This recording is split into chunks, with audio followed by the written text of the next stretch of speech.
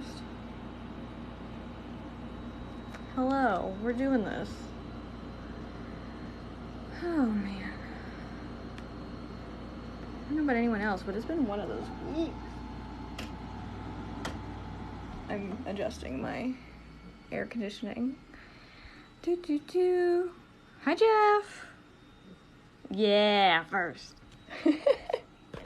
I have got my notes in my appropriate notebook. I've got Amber. I've got Meegs. I've got Callie. You wrote notes? We're not all just winging this? What? Well, so I started a rewatch this morning while I was eating breakfast. I didn't even finish it. I watched it all the way through yesterday. Hey! Hi! And then I started to just write some notes, mainly just to, like, remind myself about what happened, because this week, I feel like a lot happened. A lot happened. Yeah. I was like, whoa, okay, alright, a lot of name dropping, a lot of, I don't know, so many things. Foreshadowing. Yes. Time skipping. I was kind of surprised. Fast traveling. Mm-hmm. We had it all. I know, and it's like, this keeps happening. Hey, there's Kelly. I'm just inviting everyone as I see them. I don't even know. You know what? Chaos. Let chaos reign supreme. Amen, Amber. Hello. Hello. Hey, Am. Well, we've got all the pretty people from TikTok. I'm just kidding. Wow. I'm honored. Ah, I'm so excited. I know what. Also, this week has been like insane. I don't know about anybody else, but Yes. I don't even know if I could get into everything that has been going on in my life this week. Yeah. Same. I was like, I have cried multiple times this week for multiple reasons. Yep. Mm-hmm. Hey, Well, we have like 6 planets in retrograde, so. Yeah. Is that true? Is that fact? Yeah. Oh That's my fact. God. Yeah. Hey, yes. All right, do we have someone modded? Today. I have a bunch of people modded. Let me see. Excellent. Oh, once again, we gave Jeff a mod. I see it's always a choice. It's always a choice. Yeah. Nick, I need to make you a... I really thought you were one, but it doesn't... Nick, I'm going to make you one. Sir, manage, add, confirm. I know, it's always, like, confusing when we're all in each other's lives, because, like, I'm a mod in some people's and not in others. Right. I'm like, I don't know. I'm like, I wish I could just be mod for everyone. I know. Wow, how nice is this? It is so great to see everybody. I love each and every one of you, and I just thought that after... If you've had a week like I have, then you need to hear that. You need to hear that, but I love you very much. Thank you. Hearts back. It's mutual. We're gonna do you know what I was kind of thinking is if we do like every 15 minutes we check in and see if anybody else has any thoughts, and we can like rotate out. Swap out, rotate, yeah. Okay. That's a good idea. So, first off, what are just our initial feelings about this week? I tried to like throw up a bunch of ladies behind me.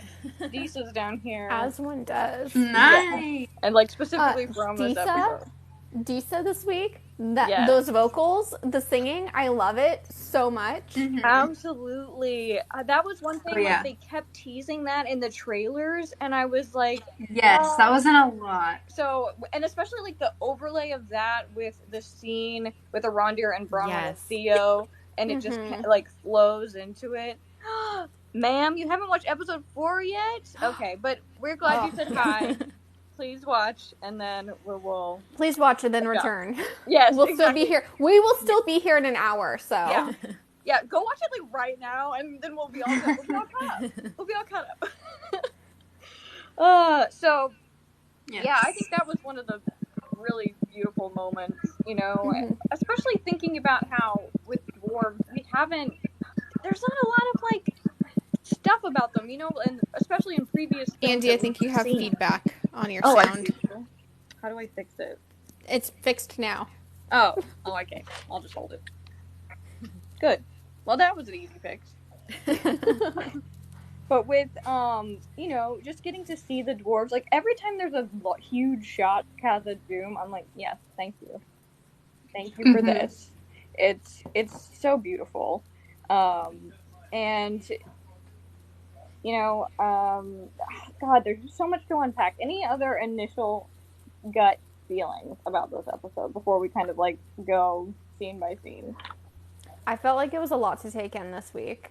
Like, this was the first week where I felt like, oh, okay. Yeah. So I've heard some complaints that it's too slow, but I feel like we're really starting to take off now, and it's only going to quicken from here. I totally agree. I mean, they opened with the wave. Yeah. I mean, that was like, I saw that and I was like, oh, she's looking into the Palantiri, but of course it was a dream of what she saw. But I was like, they're showing us this, like, right off the bat. Like, I was surprised. I was like, okay. Yeah. John wants to know what everyone's favorite episode has been so far. That's hard. These last two were really good. Yeah, 3 and 4. I feel like unpopular opinion, I loved episode 2. Episode 2, like a lot. God, do I even remember what happened? You know what I mean? Like I think the first two in my brain just are like what? Bronwyn in the head, and that's all you need to remember. Yeah. I think there's so many. But you know what I've been starting to see is that there's some people on Tolkien Twitter that, like, some of, like, the hardcore folks don't necessarily love the Harfoots, but I honestly was sad that there were no Harfoots this episode. Yeah! I'm a Nori stan. I like them, but I could also take them or leave them. Interesting. I like them more than I thought I would. I thought it would take me more time to warm up to them, but I agree. And, like, seeing the actress in interviews before I saw her as Nori, I was like, oh, she's cool, but, like, all right. And then I see her as Nori, and I'm like, oh, I'm in love. She's so great. 100%. She's amazing. Yeah, so she's really good at what she does, and there's just and something I'm surprised. So sweet about them. She has, like, this wide-eyed optimism. Yeah. She does it really well. I really like them. Yeah, I'm excited to give... I mean, for me, I guess, personally, I have been the most compelled by what's going on with the Rondir and Bronwyn, the Harfoots, and the dwarves. Like, I'm kind of whatever about the elves at this point, and I'm very confused about that, but that's, like, my gut, when I'm watching the show. I'm like, all right. Like, there were some parts of this episode with Galadriel that I was kind of like, and, I mean, I guess we could just go through it if we want, just, like, all the jam-packedness of this episode. So, we start with Muriel's dream, which obviously, like, yes, what a way to start an episode. Exactly. Like, I wasn't expecting it, that's for sure. And then when they, you see the wave, like, overtaking Numenor, it's just like, I was like, what? And then she wakes up. Yeah. She was. And I love that that's like accurate. Like, that's actually how it's described. Oh, so hey, Pete. Yes, yeah. Jeff talking about how they're gonna go to Linden probably next episode. That will be interesting. I'm guessing we'll finally get that dinner scene with everybody, and we'll finally get to see who all is sat around that table. Because I don't think we've actually for sure confirmed who all is sitting there. There's been a lot of people, like, with their backs to the camera in the promo shots. So that'll be. I mean, that's just going to be, like, more food for thought, really. Yeah. But continuing on the opening scene, just, like, the whole... I love it, and, like, we're talking about the names and the blessing of the baby Numenorians, and then the wave. It's basically like, Numenor has no future. Right. Yeah. Right. She's saying this is the future of Numenor, but just kidding, there is no future for Numenor. There can be no future for Numenor. What was going to be a beginning becomes an end real quick in that dream. Yeah. Real quick. And you can see, like, that it's not like she's, like, sleeping in bed either when she wakes up. She's, like, in a chair. She's, like, still all decked out in her outfit. Like, she's going through it. You know what I mean? Like, she's struggling, I think. She's having an internal battle. And I think that's, you know, at first, when we first saw her, we're like, hey, why is she being so mean to Galadriel? But then it's like, I initially was saying that I think that she's going to be stuck between a rock and a hard place. And I think that that's true. I mean, especially when she explained everything going on with her dad and how she became Queen Regent, it was, it very much seems like a struggle between her faith and probably her love for her dad and her duty to Numenor to try to keep the peace and to keep everyone united. I don't know, Callie, does she sleep dressed? Yeah, I mean, she was definitely just dozing. If you had her outfits, wouldn't you sleep in them? Wouldn't you be in them? You know, just like I would always. They don't look to be the most comfortable, I would say, but they're very, very pretty. They are so gorgeous. I'm living for her outfits. The level of detail. And, like, everything that they put in her hair, love it. Love it. Yeah, she loves a good headpiece, for sure. Yeah. Because she has everything from, like, things that kind of dangle throughout her hair to, like, things, I mean, like, right, you see right here where it's, like, fanning out, like, little antlers. Are we ever gonna, speaking of antlers, are we ever gonna get an explanation of those one dudes with the giant antlers on their back? I cannot believe they used them in, like, the first images that we saw, and then they're just gone? They're just nothing? I can't even believe it. We were duped. Goodbye. So funny. And the fact that they're just hunters. Remember, everyone was spouting, like, all these insane conspiracy theories about who they were and what their purpose were. And they were just hunters. I mean, they're just some randos that obviously kind of know about Harfoots, but they're not interested. Not interested in Harfoots. Then I think one of the big things that we see is Farazan kind of talking elaborately for the first time, and, you know, kind of, well, one thing that I've been seeing is how, like, there's that guy, like, the guildsman that's kind of rabble-rousing. He's trying to, obviously, stir people up, but, you know, Farazan kind of calms it down and reassures people that, like, elves will never take over Numenor. And it's interesting because I'm pretty sure that guy, we've seen him with Farazan before. I feel like there's some kind of, like, understanding there between those two. Like, he was paid off to start issues. Yes. That's the vibe to me. But, you know, Farazan was, like, dropping, like, I think he needed, like, Farazan. Right.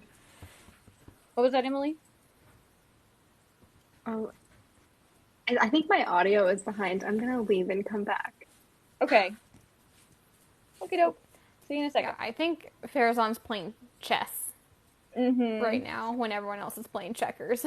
Yeah, and it's interesting to think about how they gave him a son in this, which I think is fine. But he has that line about statecraft is the art of attending to small matters with as much diligence as grand ones. So we're starting to, like, not only see a little bit more of, like, his thinking, but I also think that scene where he's, like, giving that big speech is because they put how do we say Isildur's sister's name? Eärien? Yeah. Eärien, yeah. So we have Eärien in the background kind of, like, watching, and she says that she's impressed. So I think part of that scene is to also connect her story to Farazan, and I think we're going to start to see a rift in the Elendil family. Yeah. But my whole theory with that is that Farazan put Kemen up to it. I feel like he knows who.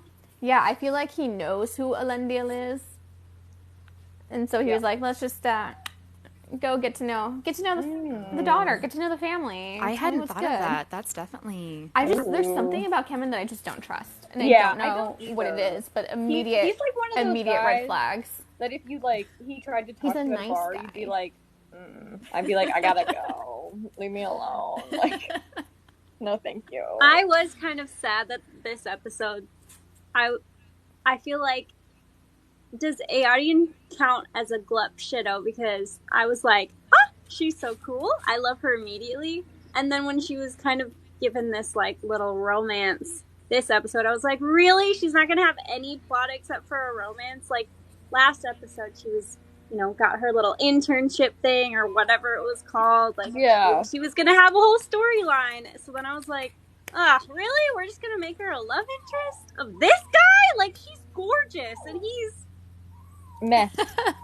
Yeah. Well, yeah, I know Lee's not here right now, but Lee has a theory that she's going to be a Nazgul in the end. Eärien. Oh my gosh, who isn't going to be a Nazgul? Like, well, we have to assume, right? The show's called Rings of Power, so all these new characters that we're being introduced to, I feel like they either have to become ring bearers or be connected to ring bearers some way.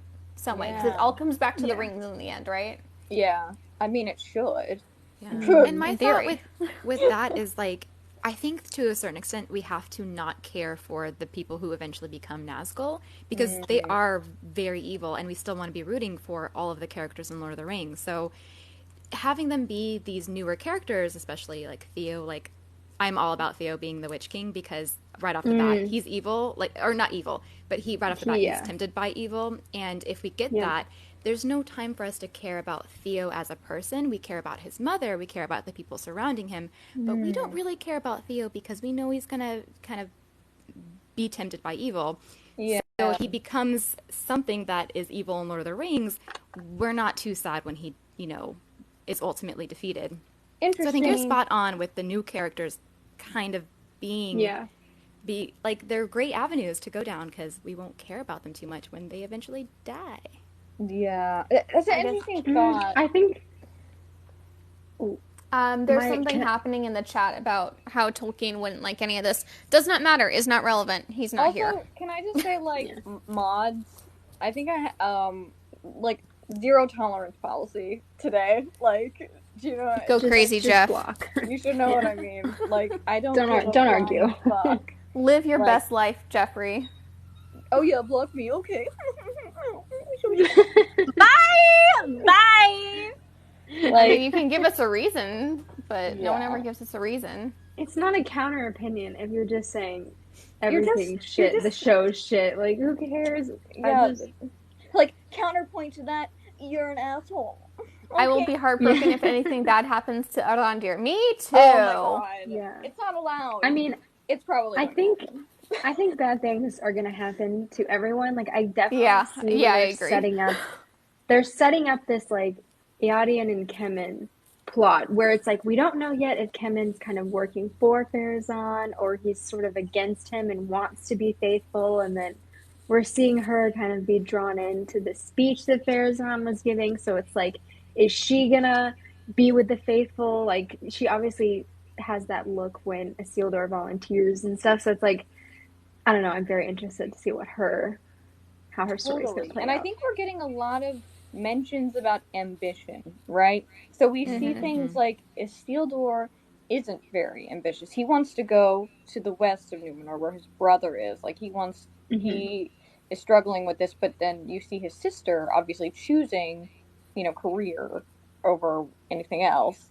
And even if she is maybe faithful at this point, it's hard to say. Like, you know how when you grow up with a certain belief system and you kind of just go with it, but then you start to question it. At some point, I think we're gonna see that within you question it the moment you realize your parents are human and are also fallible. Right. Yeah.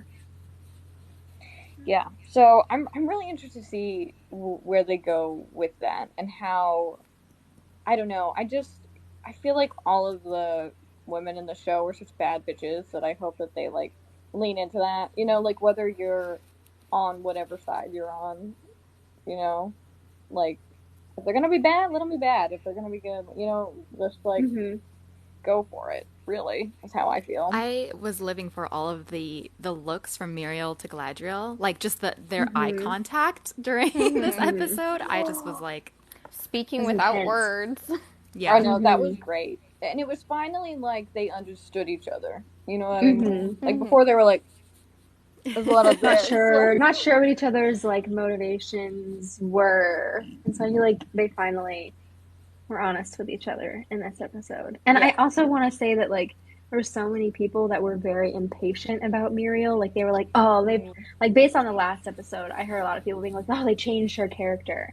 And to me, it was clear, especially by that last scene where she goes up and sees her father, that like is not all that it seems. She's not completely distanced herself from the faithful. So I like that this episode made that clear. And it's just like another example of people just needing to wait before they judge things and before they like form an opinion about it when we don't have all of the information yet about where they're taking the story. Yeah, it's interesting to think about because I feel like there are moments where I compare it to like the Lord of the Rings films, but it's really like a whole different animal, not only in story but in medium, because we do have little mini stories for each episode, it's all gonna come together in a much different way, whereas at the end of 2 or 3 hours you don't have the conclusion. We have to wait for a lot of things, really. And I think that part of enjoying the show is being really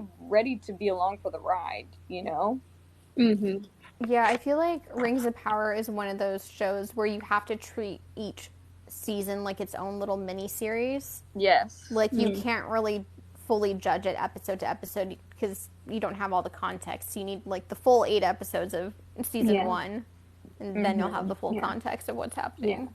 Because they're obviously playing the long game. Like they're obviously making this like a slow form story. So, like you can't expect every episode to be like a movie with the same amount of setup exposition. You can't follow the same guidelines. Oh, Jeff is setting a goal of 10K likes. Wow, how did we're already almost to 8? Someone's using some carpal tunnel. I think it's all Nick. I keep seeing notifications that he's liking Alive. Please. I don't even know what everything means on Alive. I don't know what the things I'm seeing mean. Oh, the gifts are like basically tips. They're tipping us. The likes get us to the For You page, all that kind of stuff. Okay. So, yeah. Go for it, y'all. Does anybody want to switch out so that we can get some of Callie's thoughts in here too? I know we've been talking for about 20 minutes. I haven't said much, so I'll pop out and then, we'll switch back. A little chat. Yeah, and just like raise your hand whenever if you have like a burning thought. Absolutely. Okay. How do I get out? I don't know. There's like a little. Okay, there we go. Yeah. Oh, there should be a little X. We're all confused. It's okay. It's just us ladies. No big deal. You have little info about which way the characters are going to shift, good or bad. Yeah, I feel like this show is relying a lot on misdirection, and I love that because I feel like so much. We think we know what's going to happen, and we think we have all these theories, and this comes from this, but I think they're playing with us a little bit. Absolutely, and so that means I think we should talk about Adar. Oh, okay. Adar. I feel like he's new Sauron. We have like young Sauron and then old Sauron, and then this is our latest Sauron misdirection. I know. I think it's interesting. Halbrand was giving me more Sauron vibes this episode, honestly. He was for me too, and I hate it. Yeah, I don't want. I don't want it. I don't want him either, but it's also like I don't even know. I can't. I'm not setting any expectations, but I am taking notes. Do you know what I mean? Yeah, taking note. Yeah. Notes. So yes, Sally. So for Adar, to me, I mean, he definitely seems like a fucked up elf, right? Like, some shit has gone down. His face is even, like, scarred and shit.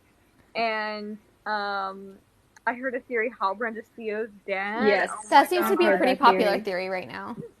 Yeah. Which is interesting. Wait, that's interesting, though, because if we take it at face value that Halbrand is a rightful king, right? That makes Theo a prince, which again falls along with that the Nazgul were once kings and great leaders and sorcerers amongst men. Yeah. I could also see Halbrand being a Nazgul.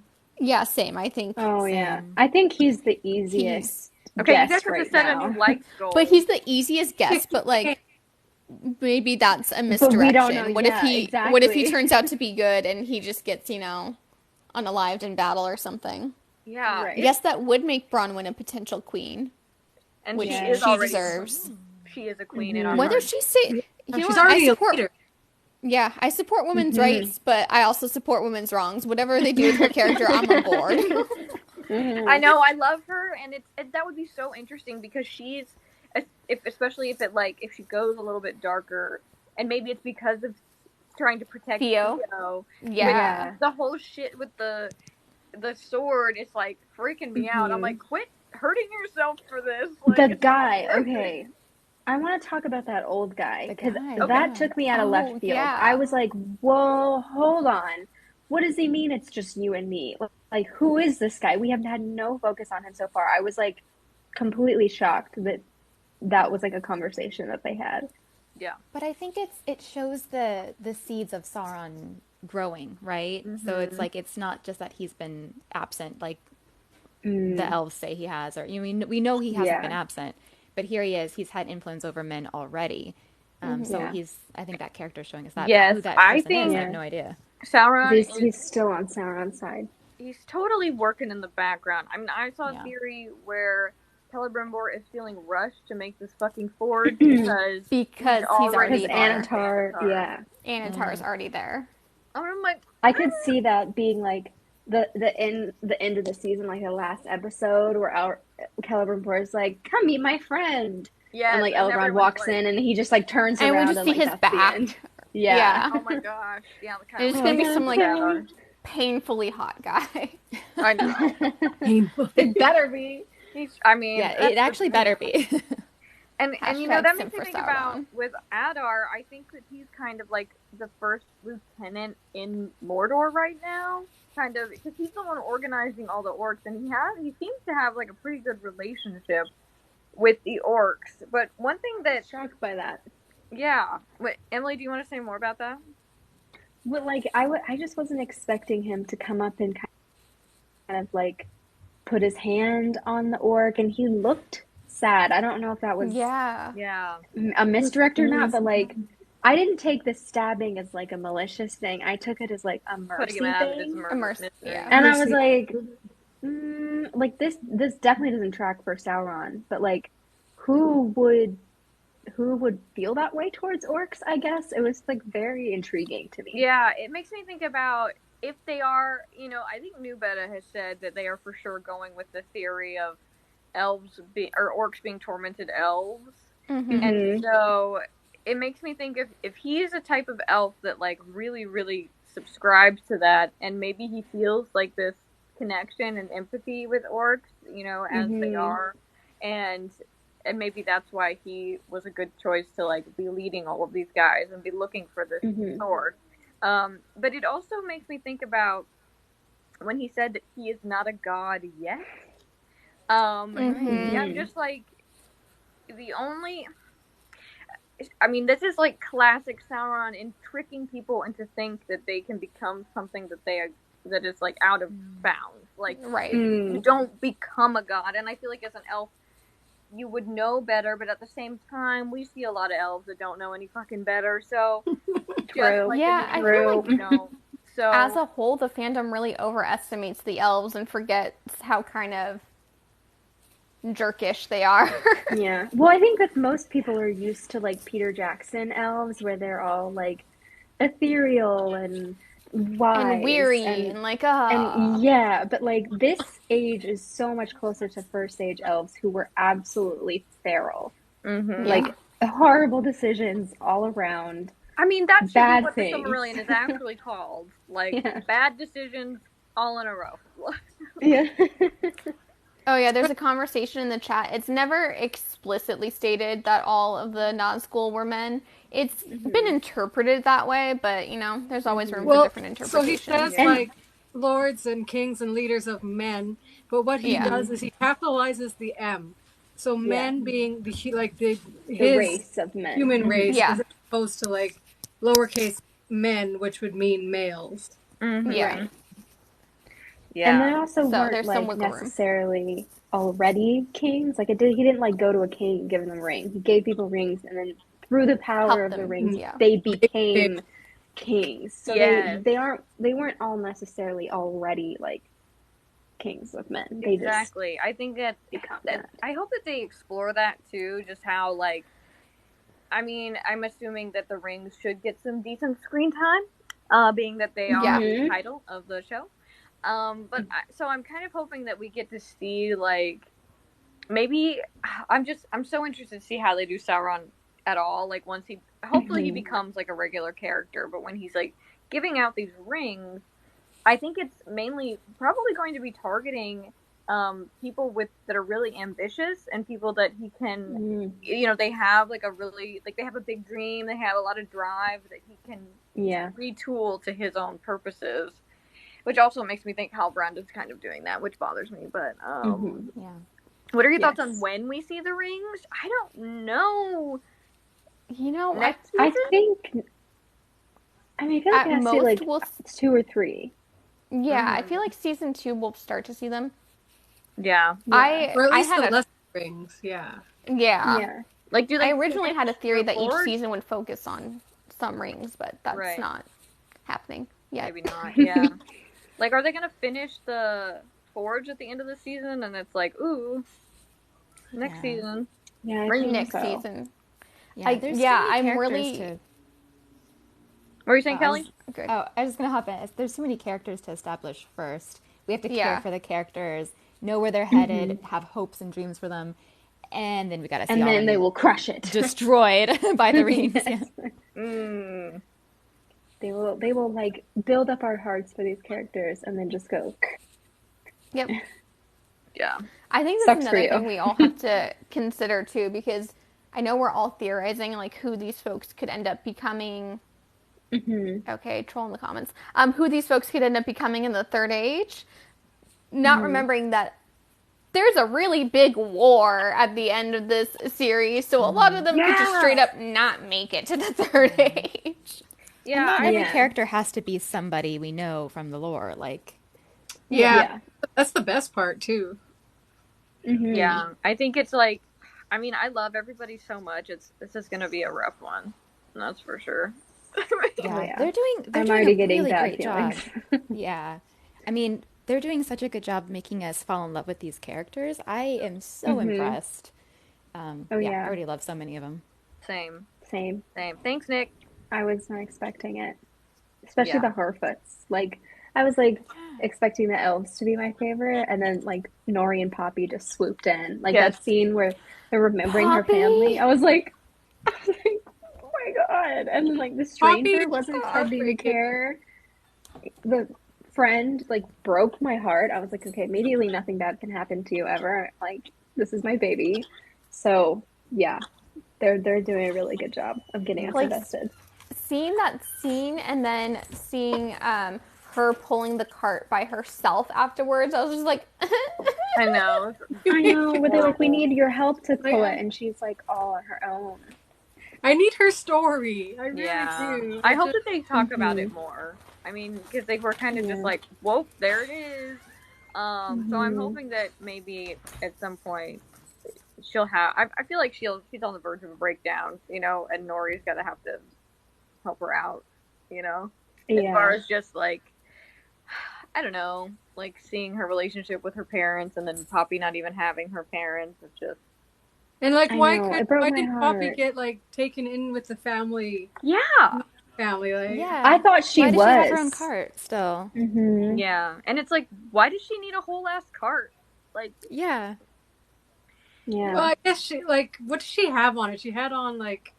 I don't even remember. Like thatchy stuff, and it's like lightish it's stuff. Like so, a smaller. Everyone has to carry.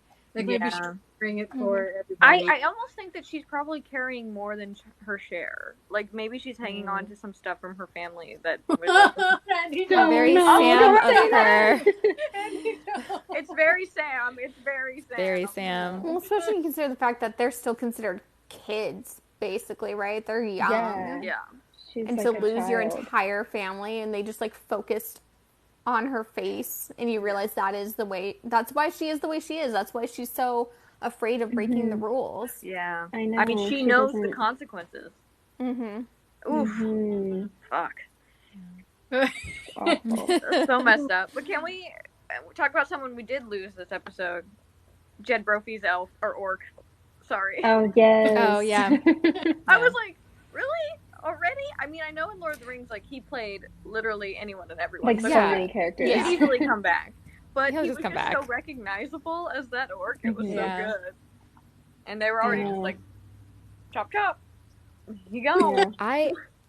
I am still, like, living for the orcs, which I never thought I would say or think. Like, I'm not an orc person, like whatever. But these orcs are so fucking good. They're really so fun. They're like, so cool. Like, the design is amazing. The way that they act is amazing. Yeah. I also like, that scene with Theo. Yes. Sorry. Oh.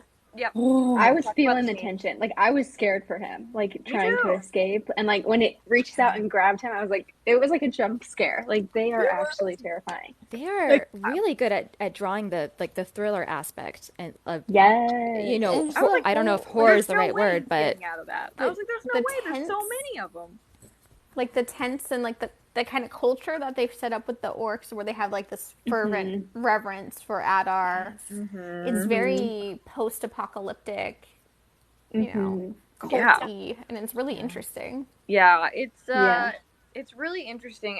It makes me think, like, somehow, you know, so we've got the beginning of the show where Galadriel is talking about orcs following Sauron, and we know that they were, like, up in the north, and there's some orcs that had some shit going on. They're, like, stuck to the wall. But then, so we know that, like, orcs are used to following Sauron. But then I'm assuming that there was a time where they were kind of left leaderless, and then you have the, you know, emergence of Adar. Makes me think that they've, you know, and he's obviously showing them more respect than they're probably used to from someone, even other orcs, maybe. Yeah. So it just, it makes sense to me that they would treat him the way that they're treating him, you know? Yeah. That's a good point. I feel like it's like a mutual thing where they have this reverence for him. Costuming in the comments, I just want to say it's the same costume designer who did Crimson Peak. Same lead costume designer. That's a good point. And Crimson Peak costuming was... I know. You only watch that movie for the costumes. And Tom Hiddleston. It's like, I think everything is, I mean, it looks just insanely beautiful. I'm so happy we got so many practical effects. Yeah. So I'm so glad that they went in that direction, because I really think it's, like, I think we know more now about how CGI and special effects should really be, you know, computer-generated stuff should really be used to enhance what you've already got going on, because otherwise it just ages so poorly. Like, because the technology is constantly updating, it can look like shit in a few years. Hashtag Star Wars. Yeah, the one thing that looks a little CGI to me is the warg. Yeah, I did love that. Uncanny Valley. Then they showed up again. Callie's like Callie's danger puppy.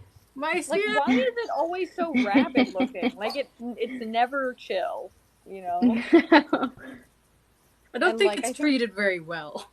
Right. Yeah. Adar seemed to, like, it was chewing on an arm. Is that what it was doing? Yeah. Yes. Yeah. Bone for doggo. Yeah. Oh, God. Yeah. Oh, yeah. So, I mean, I am thrown by those wargs that the orcs have, because I feel like the weird wolf things look kind of cool. So I'm not sure what's going on. Maybe it's like because of I don't know. I don't know why they look so messed up. It bothers me. It's the eyes. It's really just the eyes. Yeah. Yeah. Totally. So I wonder if more, or if they'll change it, or like if they'll all look like this. If this will be like our one only warg in the show. It won't be the only design. So. I mean, I don't know if they'd be able to change it quickly enough for season 1. They might. They might be able to go in and edit the eyes. Yeah. Like, a la Sonic. Nick, you like the warg? Is that what you're saying? Uh-huh. I don't know. Oh, maybe it is like a puppy. Maybe it's just like a young one. It's a baby warg. As silly as it did look, though, it acted terrifying. I mean, it was a smart hunter, and it moved well. Yeah. Yeah. I mean, that scene was gripping. 100%. Yeah. Yeah. Okay, Nick, you can take the pupper. I put my hand to pet the pupper. Yeah. Brian will also risk his arm to pet the puppy. Everyone ready to risk it all to pet the danger puppy. You guys are insane. I love the all the dog lovers in the chat. That warms my heart. Yeah. My dog's snoring next to me right now. Oh, I have one that's sleeping. Oh, they're both sleeping. Never mind. It's just a chihuahua. I just saw that Chelsea's here. Hi, Chelsea. Oh, my friend Chelsea's here. Really? Oh, cool.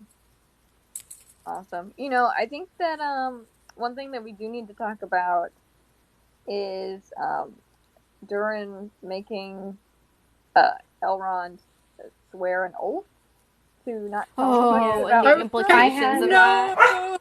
Like hit in my stomach. I was like, as soon as he said like suffering to your family, you and your family, I was like, oh no, he's gonna break this oath somehow. There, brother, like the fuck.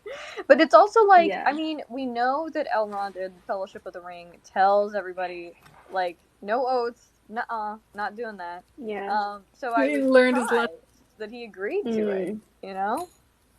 I think this is why, though. Like, I think this might be the cautionary tale. Yeah. I think I saw a theory somewhere where he doesn't necessarily, like, they don't think Elrond's going to necessarily say something, but they think that Celebrimbor is going to find the mithril on him. Oh, yeah. And then demand that they start mining more for the forge.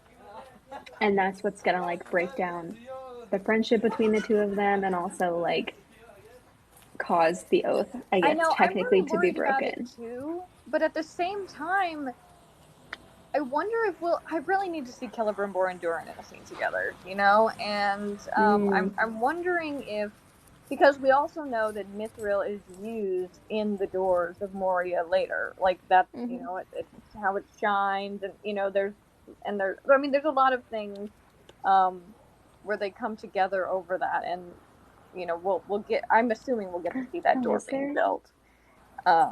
Meeks, I haven't watched the preview. I go into every episode without watching the previews. Oh, hey, Dawn. Yeah, there was definitely what something was in it? the preview about it. Oh, that makes my stomach hurt. I think we're definitely getting Harfoot's. We've got. Well, I can't remember what all was in it because I watched it last night and I was so dead tired. Yeah. You don't watch the previews, all right? That's cool. I go in without previews too because I just want to be fresh-minded. Yeah. No expectations every episode. Well, my mind doesn't even remember what it said, so. Yeah, I think I watched it, but I don't remember what was in it, so. You know, one thing, so I was watching Nerd of the Rings recap of the episode this morning, and you know the scene where they're in the mines and it collapses? Did anybody else kind of notice maybe a roar? Oh, no. I'm going to have to go watch that. Yeah, just listen really closely. Like, it could be just a rumble from the collapse, but I think... Yeah. Is it like the scene where, like, he looks over and, like, the rocks sort of, like... Okay. Yeah. Yeah. How did Arandir escape? He was let loose. Adar let him go. Adar let him go with a message. Mm-hmm. Yeah. He's like, hey, I got something for you to do, buddy. Yeah. And I think that's surprising, though. I mean, I was not shocked by the message. Yeah, me neither. It's a very Sauron type message. And I think the next episode or the episode after, we're going to see them, like, decide what they're going to do. Like, if they're going to do that. Or, obviously, I feel like we've seen images of him marching on the tower, so I feel like we've also seen Bronwyn giving that speech in previews. So I think, I think next episode might be the speech. I'm so ready for the speech. And you know, it's interesting. That was in the preview? Okay, cool. Yeah. Oh, Dawn just gave us a shout out on his Discord. Aww. Little cutie patootie. Thank you. So, about that scene, I think this is where we're going to start seeing more of, you know, they've been hinting a lot at Sauron's influence in Middle Earth. I think this is where we're going to start seeing people take sides about where the men of Middle Earth kind of stand. Like, Bronwyn is obviously going to be like, what's this? Like, fuck that guy. But then I think that old man is going to come back into play. Like, he's clearly watching Theo, which is creepy.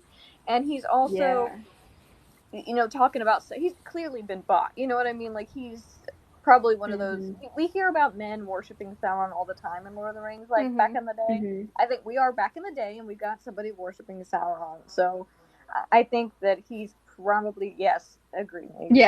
Get him away from that child. Yeah. Like, Bronwyn needs to be keeping a closer eye on him, I think. And I wonder what she's going to do when she finds out about, because, I mean, I feel like the question on her mind is, like, why the hell were they chasing you? Like, why were they trying to get you so bad? It can't just be, you know, Andie, especially since she knows that he was let go. So, like, the first thing, if it was my kid, I would be like, why the hell were they chasing you? What did you do? Yeah. I mean, all she knows right now is that he went to get supplies when he wasn't supposed to. Yeah. But can we just say, I really didn't like his little stupid friend in the first couple episodes. Like, he was very much, like, very, like, anti-elf kind of situation. That's so cute. But then, when he was in this scene, and Theo went into that stupid house or building or whatever, I'm so glad his friend pieced out. Because, I mean, he would have just been like slowing. He would have been dead. Yeah. Like, he's like, they wouldn't have had any food. Exactly. Like, we would have wasted all of this because you felt it was safe to go into a dark place where you know that it's safe for an orc to chill. And I was like, why is he like, I mean, I understand getting as much food as possible, but the like shoveling it into the bag, I was like, just take the bag and go. Like, don't put what's left in there. Like, get it and go. Like, what are you doing? There's probably like a rat in it at this point, dude. Like, it was like spilled out on the floor. I was like, just grab the satchel and get out of there. Like, dumb kid. It was a 5-second. If he's gonna be an Nazgul, he's got a lot to learn because falling in line and stuff. Yeah, which again could be a misdirection. I'm just so excited. I don't know. Like, I did that scene where he says like, "Oh, don't be such a soft belly." I was like, "Ooh, kind of." Looks good on you. Oh, that was funny. That threw me off. What are we talking about? He was like, "Oh, don't be sick." Like, he was telling his friend not to be a coward. I was like, that feels very like evil leadery. You know what? I don't know. I'm going to say something about their friendship. They have never been that nice to each other. Like, from the moment we saw them hanging out, I'm like, what is it with these kids? Like, I would never talk to my friends like that. It's so weird. I think it's boys, just like a difference between girls and boys. I had friends like that where you would like make fun of each other, and it just turned out to be like a toxic friendship. So you never know. Yeah. He would trade his friend for a banana. I mean, at this point, he probably would. He'll be one of the He's one of the Nazgul. Yes, that's true. I mean, his friend wasn't looking too hot. Did he ever hurt his friend with that sword? I think he like slashed him or something. Yeah. But maybe not. Well, he wasn't. I thought that's what he did in that. Yeah. I will say that. And I'm curious, like, what effect the like stabbing it into his arm is gonna have. Like, if he has to do that every time he activates it, like, I don't know. No, I don't like that at all. I mean, I mean, sure, but I'm also like very worried. You know what I mean? Yeah. Oh, he's the corgi. That is so cute. So Thank you. I love the little animation. I know, those are fun. Yeah, agreed, Carrie. Bring back. So let's see. What is one of the other things I really want to talk about? You've got so when Galadriel finally sees Muriel's dad, and she was literally like, this is what? I'm my bad. I'm sorry. Yeah. Oops.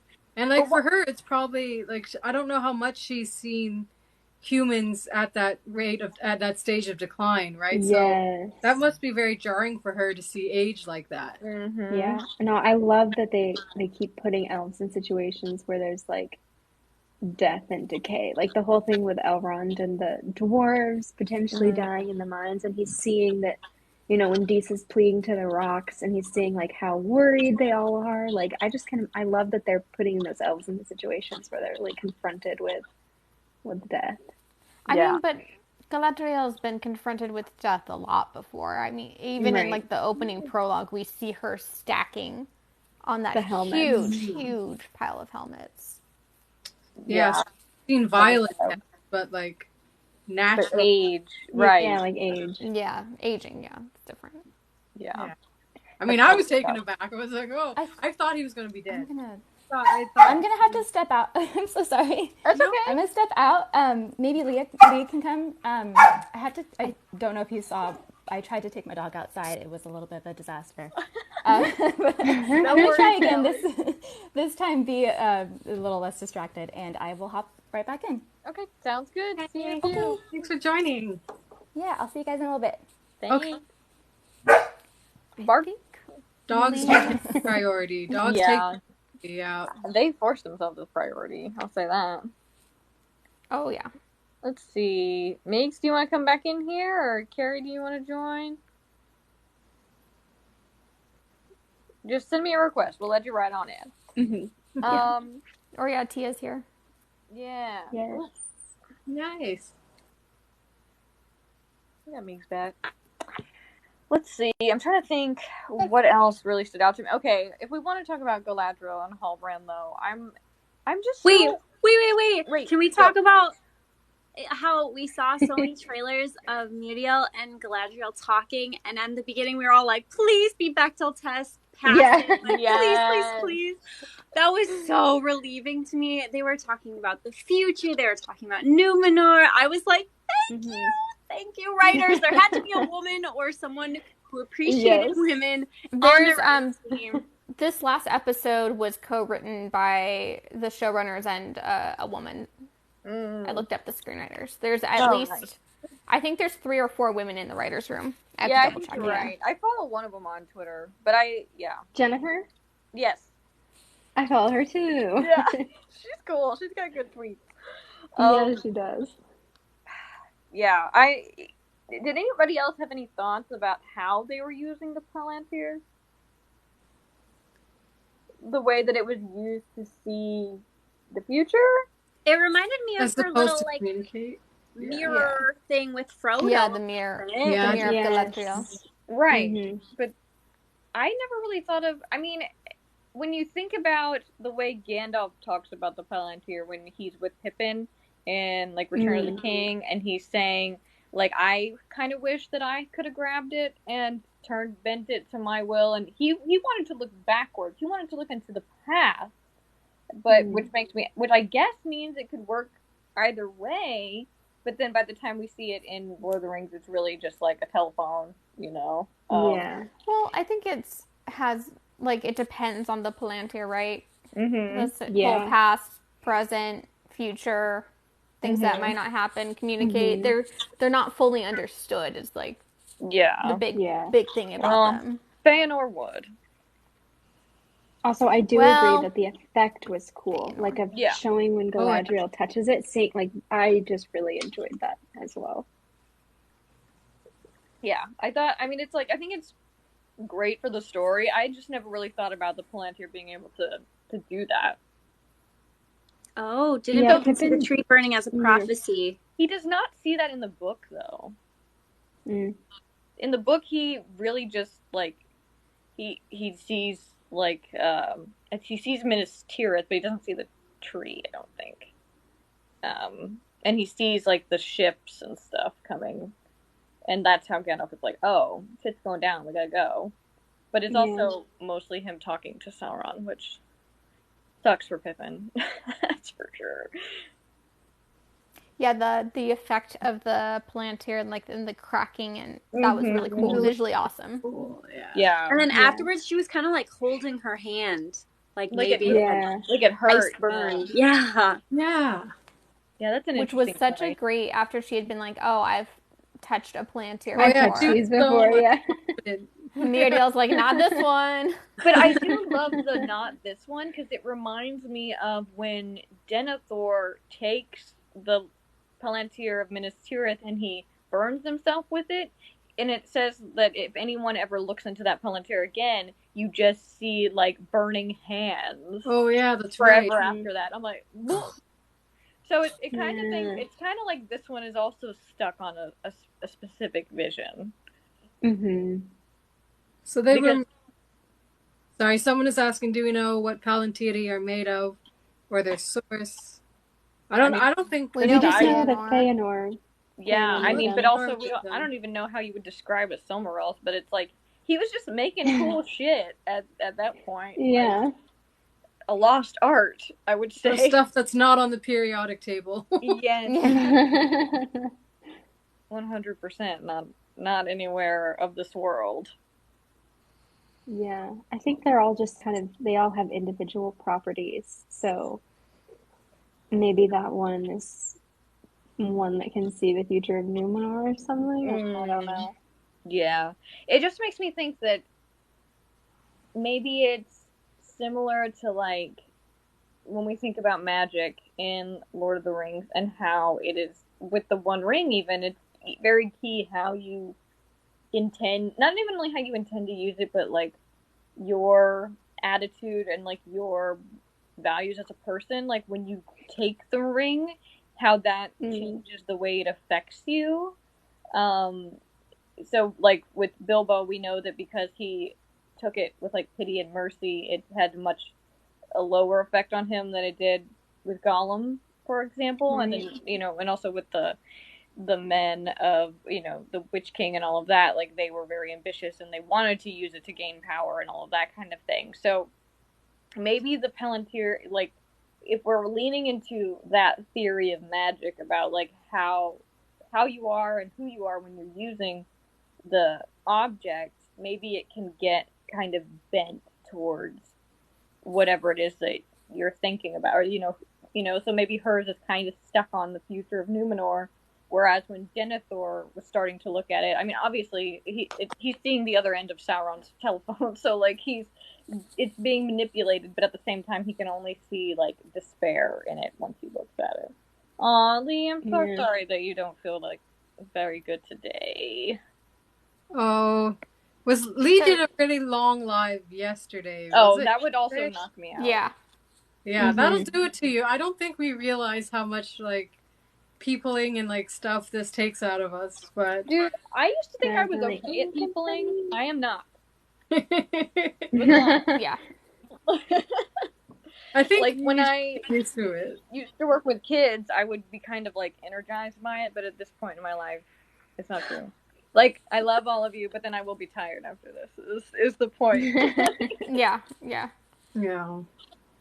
Oh, man. Yeah, but after this, we'll have our watch party on the Discord if anyone wants to join. So anything that we've been talking about now, if you wanted to refresh on it, you could come on the Discord for the watch party. Yeah, thoughts on Farazan's speech? I thought that was really on point. Like, yeah. Whereas I felt like very on brand. And like it fit what I would think like how a Numenorian would kind of speak. Whereas like the stuff going on with the Guildsmen, it was kind of like okay, but yeah, I didn't like the elves are gonna take our jobs. I was like, that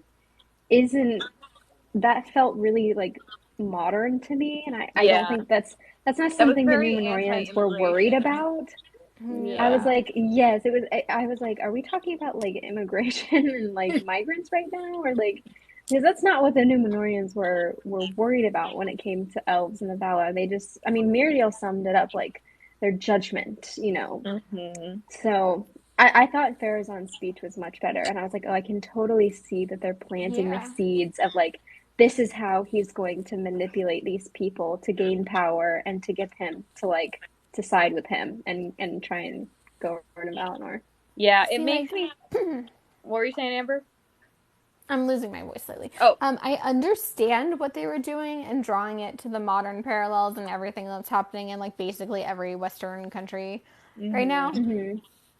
And it kind of goes back to my one complaint about the show. My biggest complaint about the show is that from what I've seen so far of the writer's room, even though we have, women in there, it's otherwise fairly homogenous. And I think that's why at times some of the things that they're going for can feel a little heavy-handed. Because there isn't like a full understanding of a multitude of experiences. Yeah. To put it delicately. 100%. Right. No, I think I agree with that. Yeah. And it's interesting to think about what Farazan is doing here and how that is going to affect Muriel and her rule, because he doesn't really say Jack when she's like, actually, we are going to go to Middle Earth. I was surprised that he did go along with it, though. Where he was like, all right, the Queen ships are ready. Like, I was like, I wasn't expecting him to, like... Well, I think he wants her gone so he can start a coup. Yeah, I was going to say, can I give spoilers from the preview? Or are you guys like, no, don't say anything? I don't care. What do you... Up to you, ladies. I mean, we know what's going to happen anyway at the end of the day. Yeah, just go for it. He says something to Isildur along the lines of, when this is over, we are going to be either like in power over the elves, right, or something along those lines. And when I first heard him making that speech, and he was kind of like, what is one elf gonna do? I was like, oh, okay, he seems cool. And then I saw that in the preview, and I was like, okay, I take it back. He's not cool. Decidedly not cool. I think you're both onto something as far as him taking that opportunity while she's gone, and I also think that whatever happens in Middle Earth next, he's gonna spin it so that it's not good for Numenor, right? And he's gonna get people and that he fired needs to up. be king or there's gonna be a coup. I fully believe that. Oh yeah. Yeah, and I think and then the marriage to Muriel is gonna help, quell any people who might be against him. I kind of hope that they don't do that though. I know that he's not like related to her in this version as far as I can tell, but like gross. But hey, we'll see. Hey, we hit over 20,000 likes. Wow. Yay. Thanks everyone. That's a lot of clicking, y'all. Yeah. But if you want to keep doing it, feel free. How many episodes are they in right now? They just finished episode 4 and there's going to be 8 episodes in this season. Yes. We're halfway through. And the showrunners... That's crazy. Showrunners did say, give us till episode 5. So if you're kind of on the fence, they said, give us till episode 5. Yeah. I think we're going to see a battle for the first time next episode. Yeah. Would be nice. Do you think... Yeah, it's Amazon. I'm so interested. So is this where we're finally going to get to see the clash of characters with, like, the Southlands, Galadriel, Muriel, Arondir, Bronwyn? Yeah.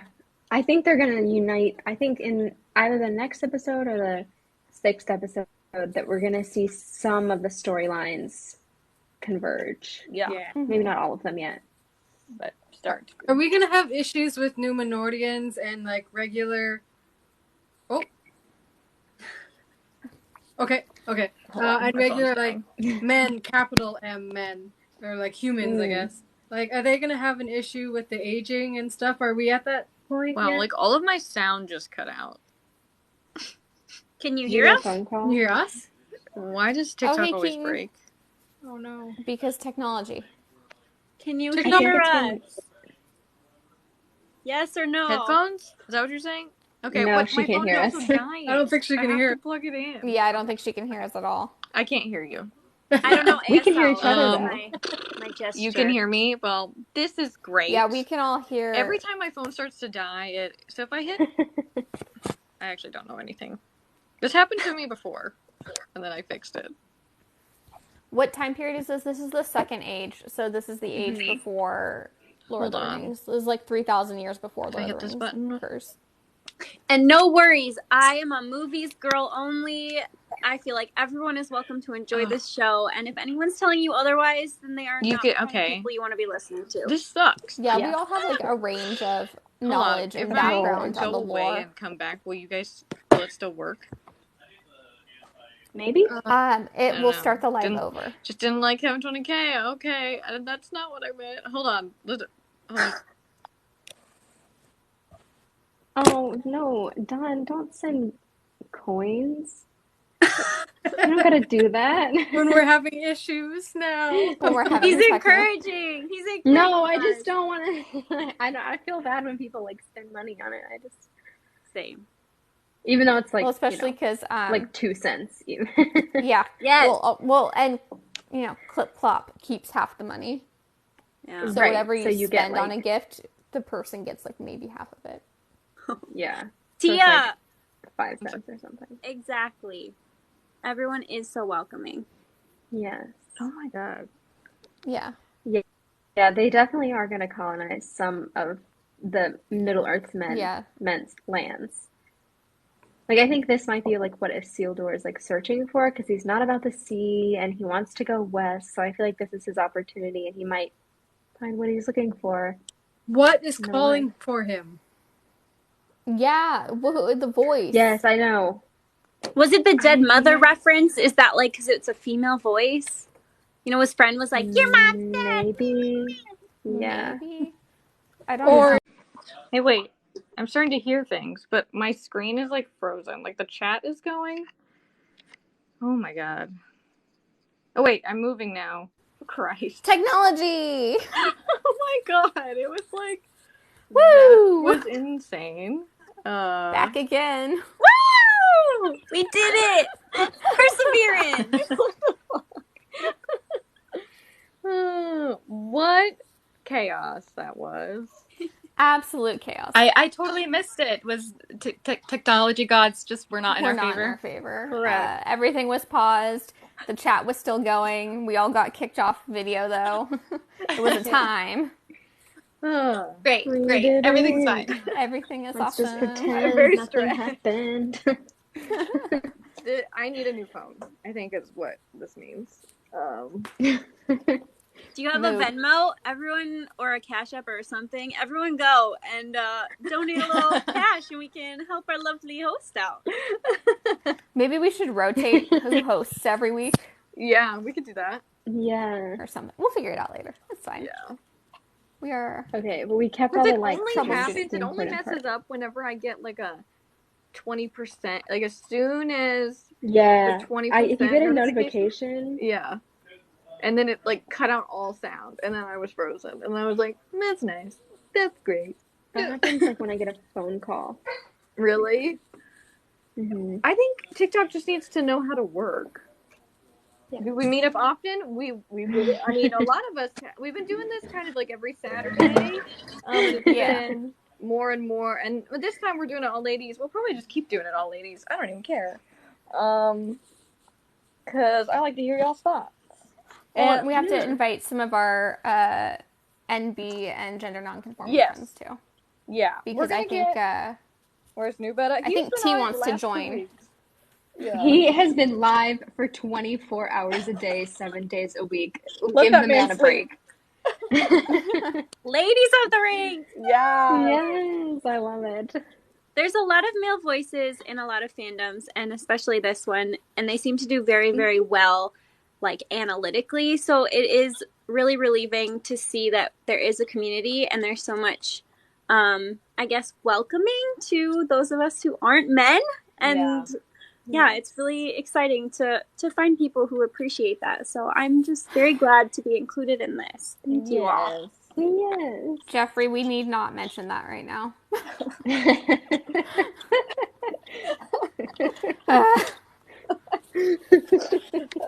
Jeff always trying to throw me off. What else are we thinking about this episode, or maybe even what we're about to see over the next 4 episodes? And just to be clear, everyone is welcome to stay and watch the live and chat with us. We just wanted to like kind of uplift some femme voices in the fandom. Let's showcase that a little bit more than it is done by TikTok itself. Because unfortunately, it's a little more difficult for a lot of us to reach like the For You page, just because of Yeah. I mean, let's just.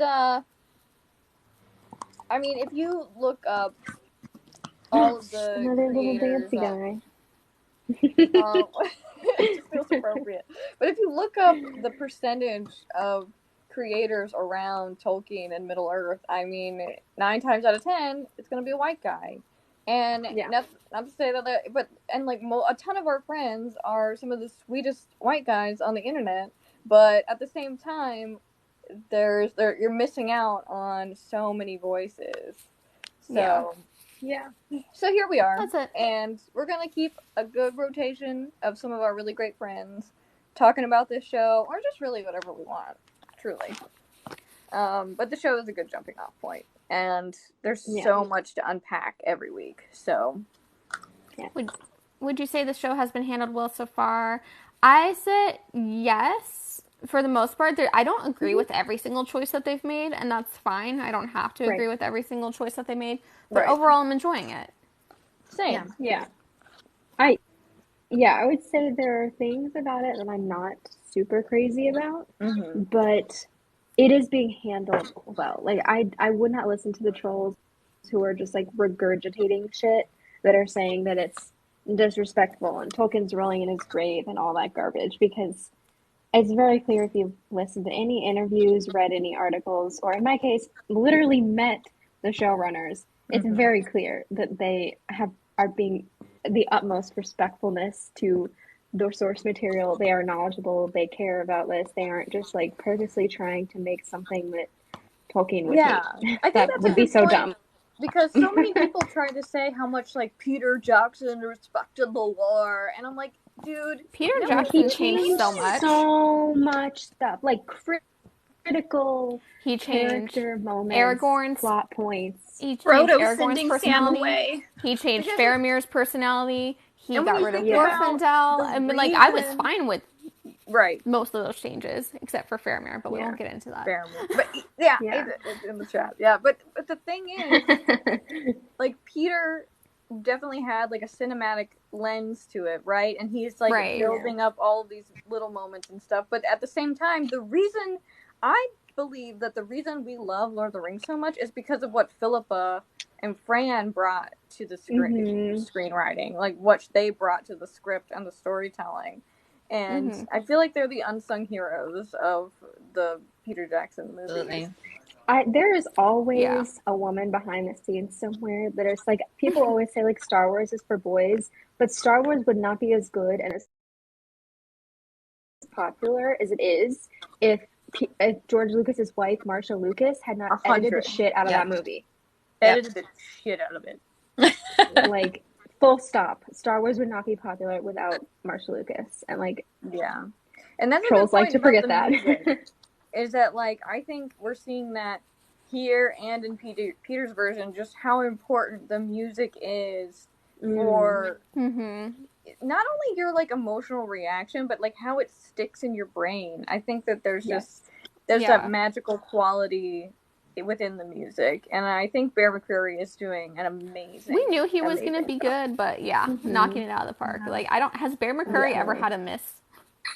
I don't think so. There's been so many times when I had like chills, and I was like, "Oh, I need a blanket." Yes. Yeah, there are moments where it's like, I think he probably pulls you in a way that maybe if it was sounded different, or it adds that whole extra layer, which is one of the things that makes visualizing Middle Earth so amazing. It's not just the set design or the landscapes or the costumes, but it's like, having all the sights and the sounds together that really brings. Quick question: what is your last piece of music in Lord of the Rings or Rings of Power? Mine's the last March of the Ents. That moment when the music swells. Yeah. When Disa was singing to the mountain. That's gotta top it for me. Like, this, when Disa was singing, and exactly what Andie said in the beginning of this live, like, not only Disa singing, but having it overlaid between this, what I don't understand. So we're talking about like Tolkien and like, oh, Tolkien wouldn't like this. This is so dishonest to like what he, if you see a scene with Arendir and don't think that's the most Tolkien elvish shit you've ever seen on screen, he's apologizing to the tree. And the way that they make Arendir mythic, like that scene where he is rescuing Theo through the forest, running and like catches even like the arrow catching. I was like standing, jumping, like yes, because they don't just make it hokey. They don't make it like, oh, look at this cool elf. He can do cool elf things. They make it mythic and they make it meaningful. Surfing down the stairs, cough, cough. Yeah, and the music behind all of that. It's not silly. It's so good. Ugh. Yeah. I just remember like the first episode when they're at the well and just like the way he moves, the way his face, like all the face acting, his eyes, just like everything about him is so graceful and so like it's just like otherworldly beauty. I love it. I think he's so good. Yeah. I'm convinced anyone that doesn't like Ismail is because they know he could steal your woman, he could steal your man, he could steal anything. He could have anything he wants. He can have it all, and we would gladly give it to him. Oh, yeah. Oh, I don't know if my husband is still here, but he literally was like, that is a beautiful man. I was like, I freaking told you. Me and Carrie, like Estar Garcia in the chat, we took a picture with Ismail at NYC, and I showed it to my mom. I was like, yeah, we got to meet some of the cast. She was like, who is that handsome man you're standing? I'm so jealous. I'm so jealous. Some of my friends just met him at the Emmys on Sunday, and he sat and talked with them for 15 minutes just because they were fans. He does that everywhere. He does that everywhere. I was like, please, someone just put me in the same room as him. I want to talk to him. That's one thing that I've been really loving about him is that, like, he totally understands, like, that this is not only a big deal for him, but for so many fans, and he's ready to, like, connect about, you know what I mean? Like, he's not shying away from, like, that. It's like a responsibility in a lot of ways, you know? Yeah. Same for... He's one of those people that, like, deserves to be famous, and is, like, famous in the best way, because he's, like, sharing fan edits on his Instagram stories. And after the screening, he stayed, like, the rest of the cast skedaddled, and he stayed and, like, took pictures of people, talked to people. Like, he does that everywhere that he goes. He obviously just, like, loves it, loves doing the PR, loves talking to fans, loves seeing the appreciation. Like, I've never seen an actor, like, share cosplays and interact with fans as much as he does, and it's just amazing. I feel like he is everything. He's the way, like, all of us, I think, if we had to be famous people, like what we would want to do, you know? Yeah, I agree. Yeah, this is that I feel the same way about Vico Ortiz.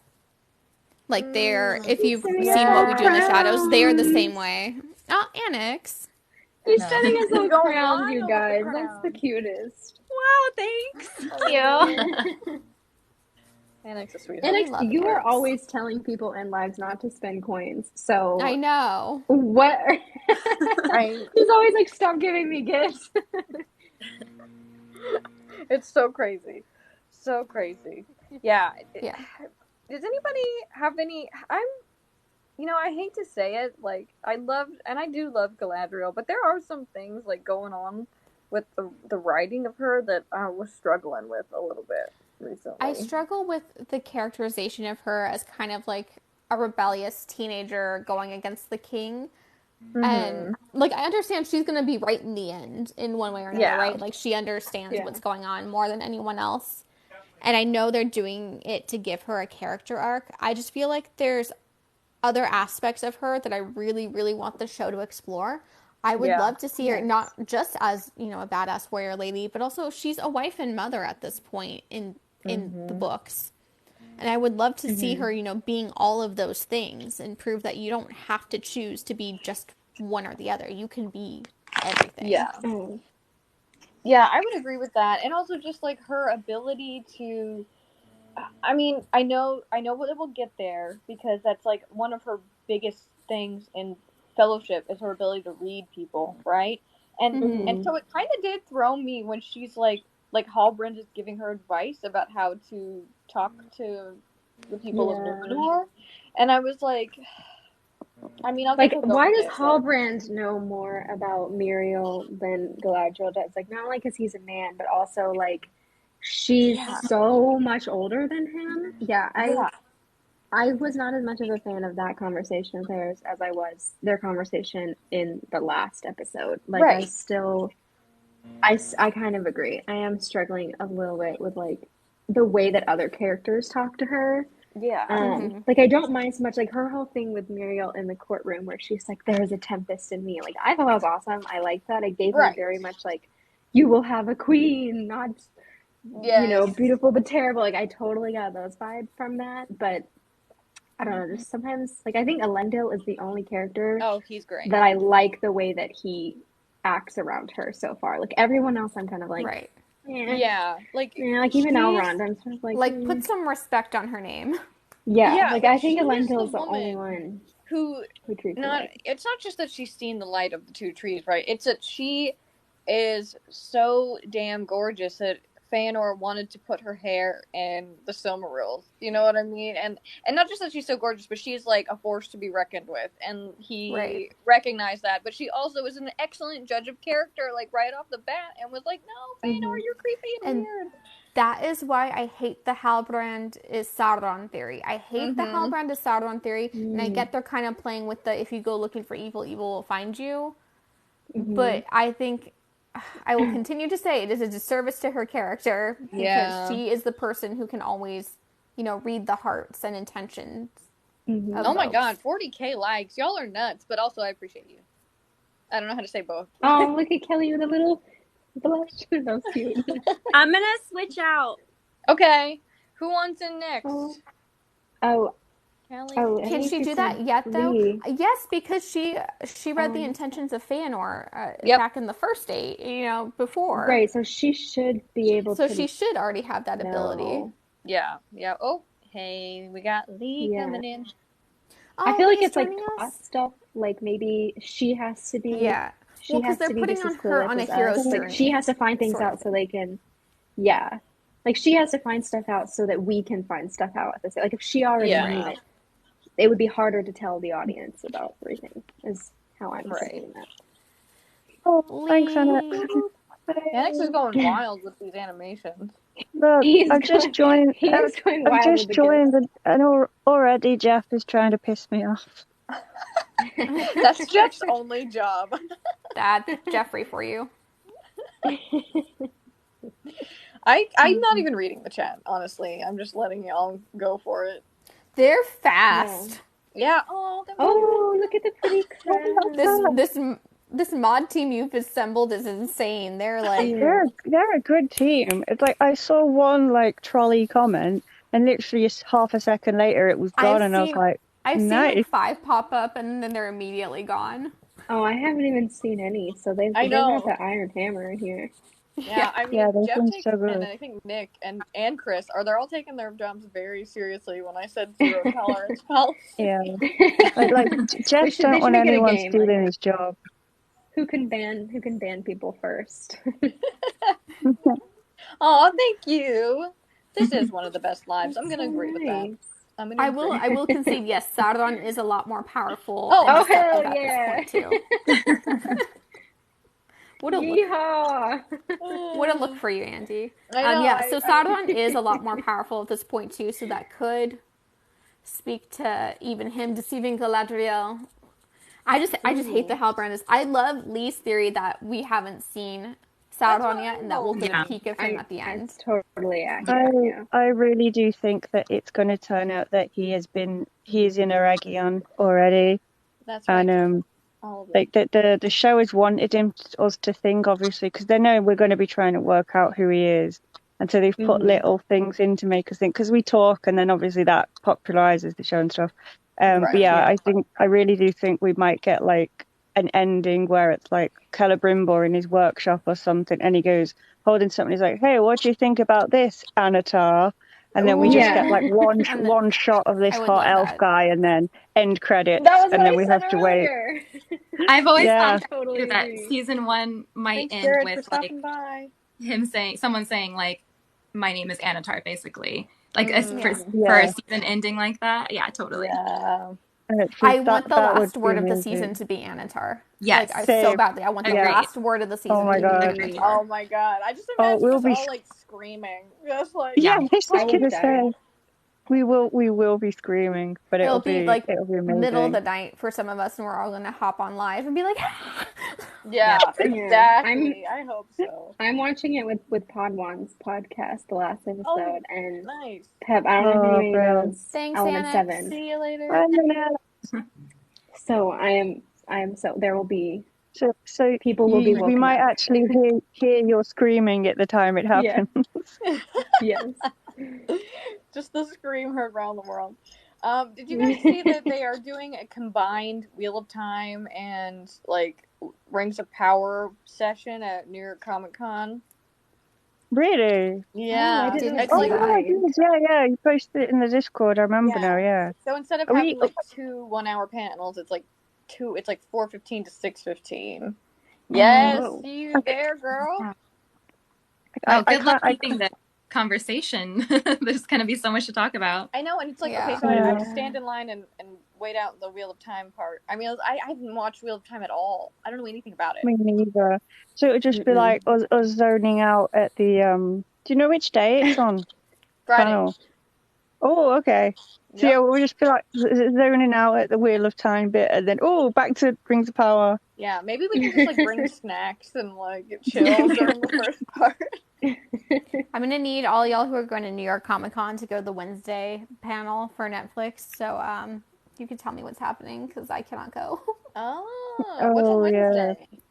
Or Thursday? Or what? No, Wednesday the show, like Wednesday Addams. Based on Wednesday Addams, yeah. Okay. Oh yeah. Got it. Amber, do you cosplay at all? I do. You do. Because like I'm looking at you and I'm thinking Morticia. I've done Morticia, and I just got an updated Wednesday. I can send you pictures of both. I love that. Add it to the chat, girlfriend. Add it to the chat. Send all my pictures to the group chat. Yeah. Yeah. Yeah. Those 4. Gosh, I'm trying to. There's just so many things that happened, right? And I'm just like still. I feel like we talked about a lot of things, but at the same time, can I talk about the conversation between Elrond and Gurdon, where he talks about his father? Because I was please. screeching. I was screeching. Like I was surprised that we got the sort of Arendelle like illusion, like when Sadik says like, "Oh, I've heard of beings turning into stars." I was not expecting to get like the full Arendelle story. Oh, I know. I am somebody that thinks emotion is far too uncommon in like movies and television. Like I don't think any character emotes properly about anything. Like I just hate it in most like movies and TV shows.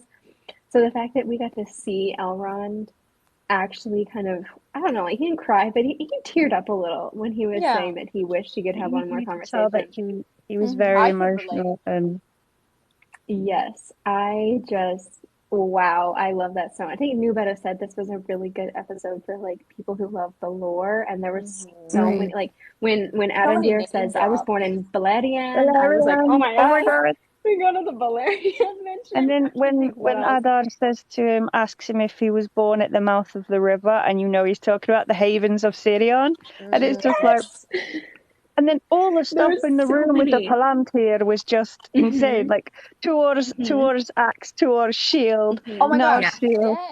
yes. I mean, like the little Easter eggs, they're everywhere. Like the actual helm of Dorlomin was in there as well. And it's just like, it had like the full my god. Right? And then getting Elros's full title as well, Elros Tarminyator. Yes. And I was not expecting that. I know. My god. I just lost my shit. It was amazing. There was 2 places they mentioned on Numenor. They talked about Armenlos. And the Meneltarma, because I think that's what Kevin says the wine is from. And I was like, oh my gosh, they're like naming places. I just loved it. I freaking loved it. But I suppose as well, the Meneltarma is going to be significant because of what happens. What gets built there and stuff. Yeah. But it was just like hearing these places actually being said was just like I heard a word the other day, and it's the first time I'd heard it, and it was lawgasm, and I was like, yeah. Yes. Yeah, I had several of those yesterday. So yeah, amazing. it was so It was exciting. Speaking of the Melantarma, sorry if I don't know if I'm pronouncing that right, but don't worry about it. Do we think that Isildur is being called there? Or is it called from the sea? Like, what's going on with that? And do we think his sister will be... I'm not sure. And then do we think the sister is going to be building something there? Like, do we think that's the trajectory of these two characters? His sister's going to be the architect of the temple. Yeah, that's what I'm thinking. I like they're that both theory. being pulled in different directions to the mountain.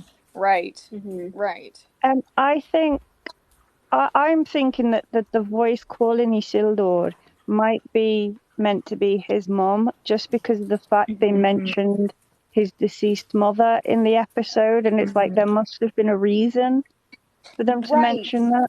Right. And that's it. Yeah. Can we talk about how his friend's name is Valendil, and that goes on to be one of his kids' names? Oh God, yeah. You're right. Yeah. I think it's not gonna end well. Oh no. I did have a bad bode well. He's a goner.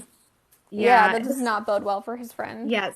Yeah, something about his friends, I was like, they're either gonna... something's up. I'm like, they were given too much screen time. Something's gonna happen to them. Yeah. I think that they're going to probably make up at some point, and then something bad will happen. Yeah, they'll end up like dying, saving his life or something. Yeah. Oh, someone said it's the voice of the tree. I could totally see it being like the voices of like one of the Valar being like, come back to the tree, that's save a great the idea. tree. Yeah, because he does, doesn't he? He takes the blossom. Oh yeah, I love that idea. Yeah. That's cool. I liked as well. It was like a very small thing, but the fact that they were like, they have a nickname for Isildur that they just call him Isil. Yeah, that's and it was just like, it was just like little things like that just add a sense of realness and like stuff to it. Yeah, it's very human-y to give somebody a nickname. I really think now it humanizes them. I remember seeing a thing about Iari, and like when stuff came out about the character that she was going to be one of the Kingsmen. So now because she's an architect, and that was it was alluded to in the show. Like Kemen was chatting her up, and she was watching Farazan's speech and stuff. And because she's an architect now, I'm just thinking she's going to be the architect for that temple that a certain someone built. I know. I'm interested to see how, because we know that we're seeing time jumps, right? Because already in this episode they've got a big chunk of the like the forge or like that tower built, or like they're building it, and before it was just a thought, So I'm wondering if we're gonna see her go from like she's like this apprentice who has to do all these shitty chores to really like rising in the ranks, and maybe Farazan has something to do with that. I wouldn't be surprised. Also, if it was Kemen, did he actually like chat her up because he wants to, or is it like this is what someone asked yesterday? Or is it like a political scheme? Because I think that's a political scheme. I think maybe like Farazan has seen something in her or something. Because I mean, it is kind of weird that they mentioned that she applied and got denied, and then got accepted again. Like that, I think could be more important than we originally, are led on to believe. And so maybe Kemen's helping Farazan like orchestrate this in order to get her to be more important and rise up. And I don't know. I feel like he's going to use her for something, and that's why obviously we don't see her in Middle Earth. Right, because if we think about how we already see kind of that the faithful aren't very open, and they're kind of doing their own thing on the other side of Numenor. But I think Farazan is very aware that while there is a core group that are probably aligned with him, that he hasn't necessarily swayed, or not everybody is all anti-elf, or I mean they are, but you know what I mean, like probably not everybody holds that very strong conviction. So Yeah. I would think that he would see it as a benefit to bring over Elendil's own daughter to his cause. Mm-hmm. Yeah, absolutely. Like, it'd be a great way as well to undermine Elendil's argument if his own daughter disagrees with him. Right. Mm-hmm. Yeah. Mm-hmm. Exactly. I'm fascinated by Farazan and how they're going to play that out. I think it's going to be fascinating to watch. You know what's funny is that we haven't really seen that much of Gil-galad. Like, he was in We the first really two, haven't. and that's it. Yeah, I'm I think we'll very see more of curious. them next episode, maybe. I feel like we They're going have to Linden. Yeah. Yeah, because we need to, like, he needs to kind of grow a little bit too, and we need to like him. I think he was one of the weaker characters so far.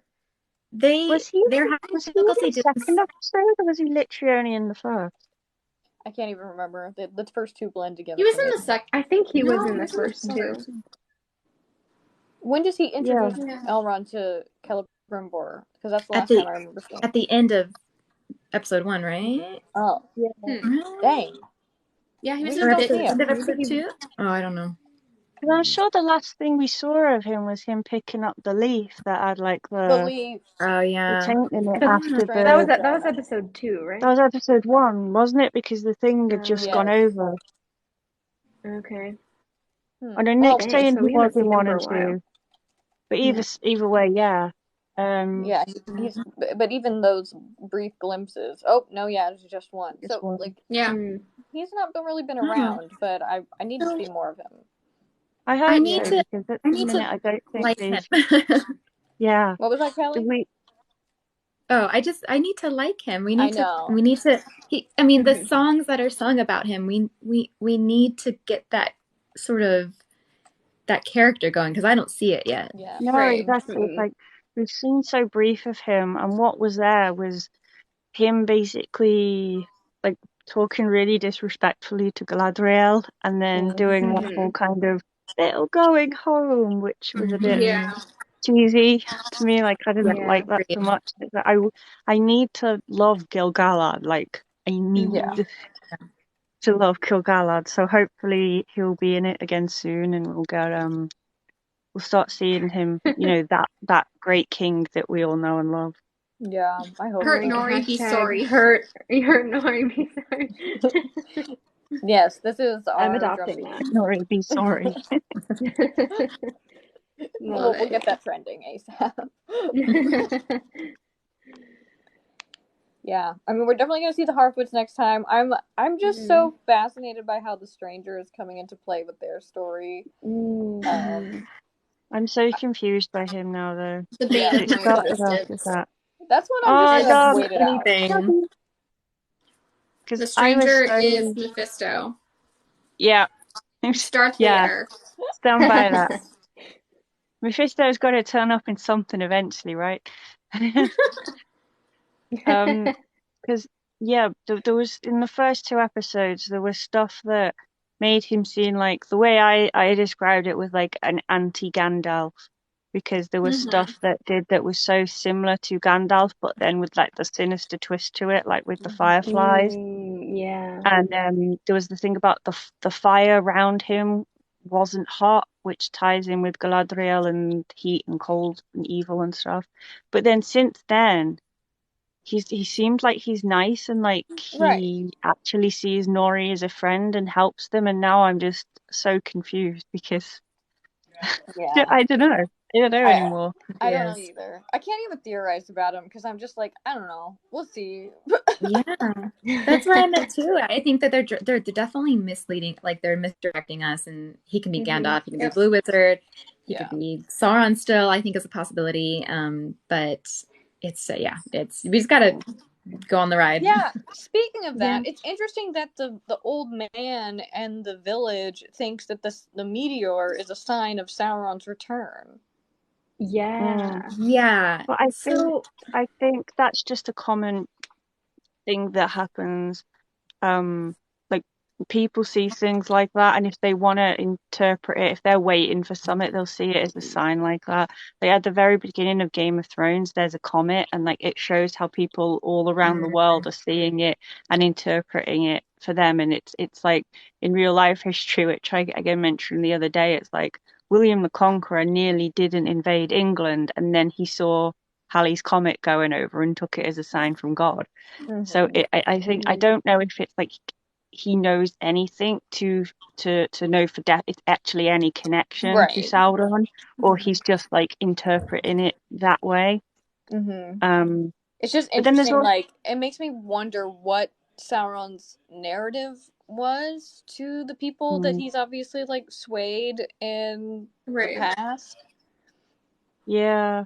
The feeling I got from it was that there's some people amongst them who have like passed down through the generations this tale of their long lost rightful ruler, or however you want to call it. And so some of them have remained loyal to him. Like I don't think he's been around them during their lifetimes, because we know Ardendir personally has been there for 70 years, which is like pretty much everyone's lifetime. But I think there's probably people here and there who have just grown up with this being passed on and have remained loyal to this idea of him as like a a legendary figure who will return one day. Yeah.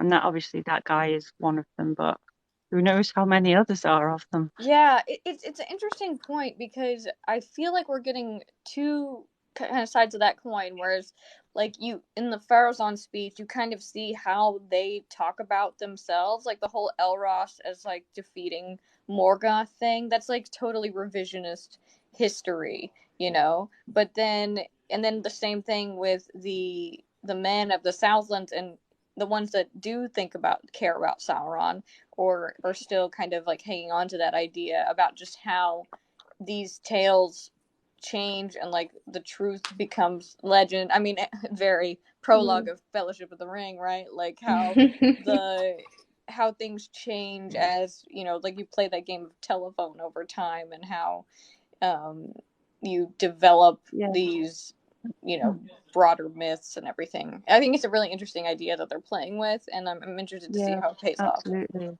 And because how the thing of the voice I said a lot yesterday is how it's totally understandable the amount of resentment that will have built up in those humans, because they're constantly being surveilled by the elves. Like they've been there for easily everyone there's lifetime, and God knows how many generations before. And like we heard the elves saying about how evil is in their blood, so they're being treated like they're evil anyway. Like how that can push people towards them. But also, as you say, if the legend of Sauron is changed, and he's like, they view him instead of a bad force as the one who's going to come and free them from the yoke of basically the elven oppression and judgment. So to him, he'll be like a figure of almost like a savior figure that he's going to come and like, and you can see how that can have happened.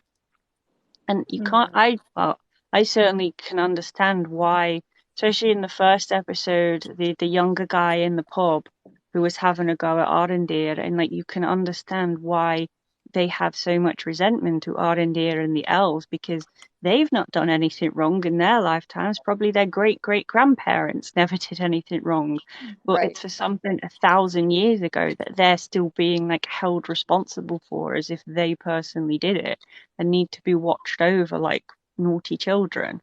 Right. And so I think that like there is a really good like nuanced story going on there. And it is it was one of the parts before the show started that I was kind of meh about, because it was an original part and I didn't really know what was going to happen. But it's one of the parts that I have become most invested in. And it's really, really interesting how they're doing that whole thing, and like how and can't necessarily say that, oh no, the elves are definitely in the right here and the humans are wrong, or vice versa.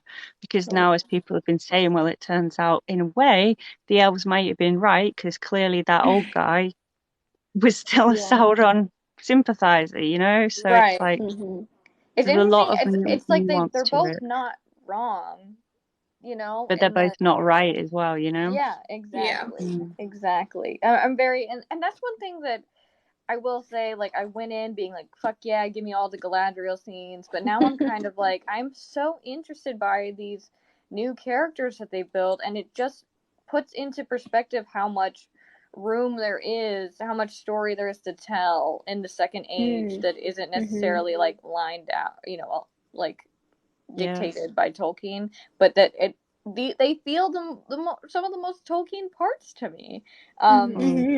And I think that shows kind of their just how much the showrunners do have thought about this, and you know how much they are respecting, I think, the overall vision and the vibes of Middle Earth, you know. Yeah, absolutely. I think people who say like, oh, the writers don't know any of the lore, they don't know what they're talking about, and it's like, if you actually watched the show, they clearly do. Yeah. And that's why I do love about the Second Age, because it's like very bare bones. We get like a framework of events that happened, but none of like the deep, more personal stuff. So like we get told this thing happened, but we don't know how it happened. We don't know the conversations that led up to it, all that sort of thing. So the Second Age has always been absolutely ripe for adaptation. I mean, I've read a lot of Second Age fanfic, because this is the kind of thing I love delving into.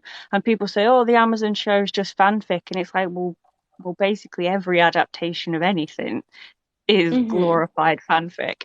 But it's like, I don't see why that's necessarily even a bad thing. It's like there's so much scope with the Second Age for what you can do with it, and parts of it you can explore. It's why I've felt for years that I wanted them to do something with the Second Age, and how I was so excited when they revealed that map and that it was going to be Second Age. Yeah, because we know like what happens, but we don't know how it happened necessarily. So I love that we're seeing the different aspects of it, like in a more personal, close-up way. Yeah, and I just love the idea of when also I'm just gonna like throw out, there's 27 of us here. We're so close to 50,000 likes, which is crazy. If we just want to like go nuts on the tapping for a minute. But screens. but just thinking about the what we see in Lord of the Rings, you know, the Third Age, is how Elrond and Galadriel and particularly have really become settled in who they are. They've probably they've been through it, right? And they've grown, and they've kind of like they've had their character arc. Yeah, and they have like all of this stuff behind them. But even people like Aragorn and Faramir are just like, they're peak humans, right? They're like perfect all the time. And so I love this idea of what the show is playing with none of these characters are perfect or have it all figured out, or are 100% about all the decisions they make. And so I think that that's something that makes it much more interesting to watch, for sure, than if they had gone with Elrond and Galadriel particularly already being like perfection, you know? Right. Yeah. And I keep reiterating to people that would be so boring. It'd be hard to watch. The whole 5 seasons of the show was just Galadriel and Celeborn hanging out in Lothlorien. Like, it's like they don't understand that they're just never gonna, like, the trolls and the people that are determined to hate it, like, they wouldn't like it either way. They don't like it how it is now, with Galadriel being this like character that changes over time. But I don't think they would like it the other way either, if it was just boring her sitting in Lothlorien. Like, I think they would have an issue with that too. So I think if the trolls could just be honest with themselves and just be like, I just want to be a troll, I just want to hate it to hate it, then we would all have so much less, there would be so much less drama. At least you could respect their honesty then. Right. But if they say, I don't like it like this, like, well, you wouldn't like it the other way either. No, they definitely wouldn't. And it's like they fully accept the way that Peter changed Aragorn's character arc. Like, Aragorn is, like, he doesn't change in the book. Like, he's really just about patience and timing. And that's why he doesn't immediately claim the throne. Like, in the appendices, we see that as soon as he learns from Elrond that he's supposed to be king, he's like, fuck yeah, I'm a king. You know what I mean? And then that's when he runs into Arwen and she's like, you're a baby. And he's like, oh my god. So, but he really is like peak human the whole time. And but he changes that, and people love watching it. So and it's definitely even my hero's journey. I honestly prefer it. I think it's so much better. Y'all, we just hit 50K. Whoa! That's crazy. I think it's better that way. I think if men won't accept female characters just like being strong in their own right and showing up already having knowledge and skills, then they shouldn't accept it for male characters either. And so I'm like, if you can accept that Aragorn shows up and joins the Fellowship and already has the sword, already knows his destiny, is like ready to go. We don't have to see him train. We don't have to see him learn anything. We don't have to see him struggle over this decision. If you can accept that as a valid way for characters to be set up for a male character, then you should be able to accept it for a woman too. And vice versa. Like if you want Galadriel to have this like proof that she's strong, then you should want that of Aragorn as well. Like it's both ways. Yeah, 100%. Yeah. And I feel like they've basically, with Galadriel's thing, is that they've basically taken the Galadriel who was a part of the rebellion of the Noldor and like how she was then, and they've just kept her that into the Second Age so that now we can see her change, because otherwise, as you said, it was like if it was just how it is in the books, she wouldn't really be doing anything because she's already gone through that development.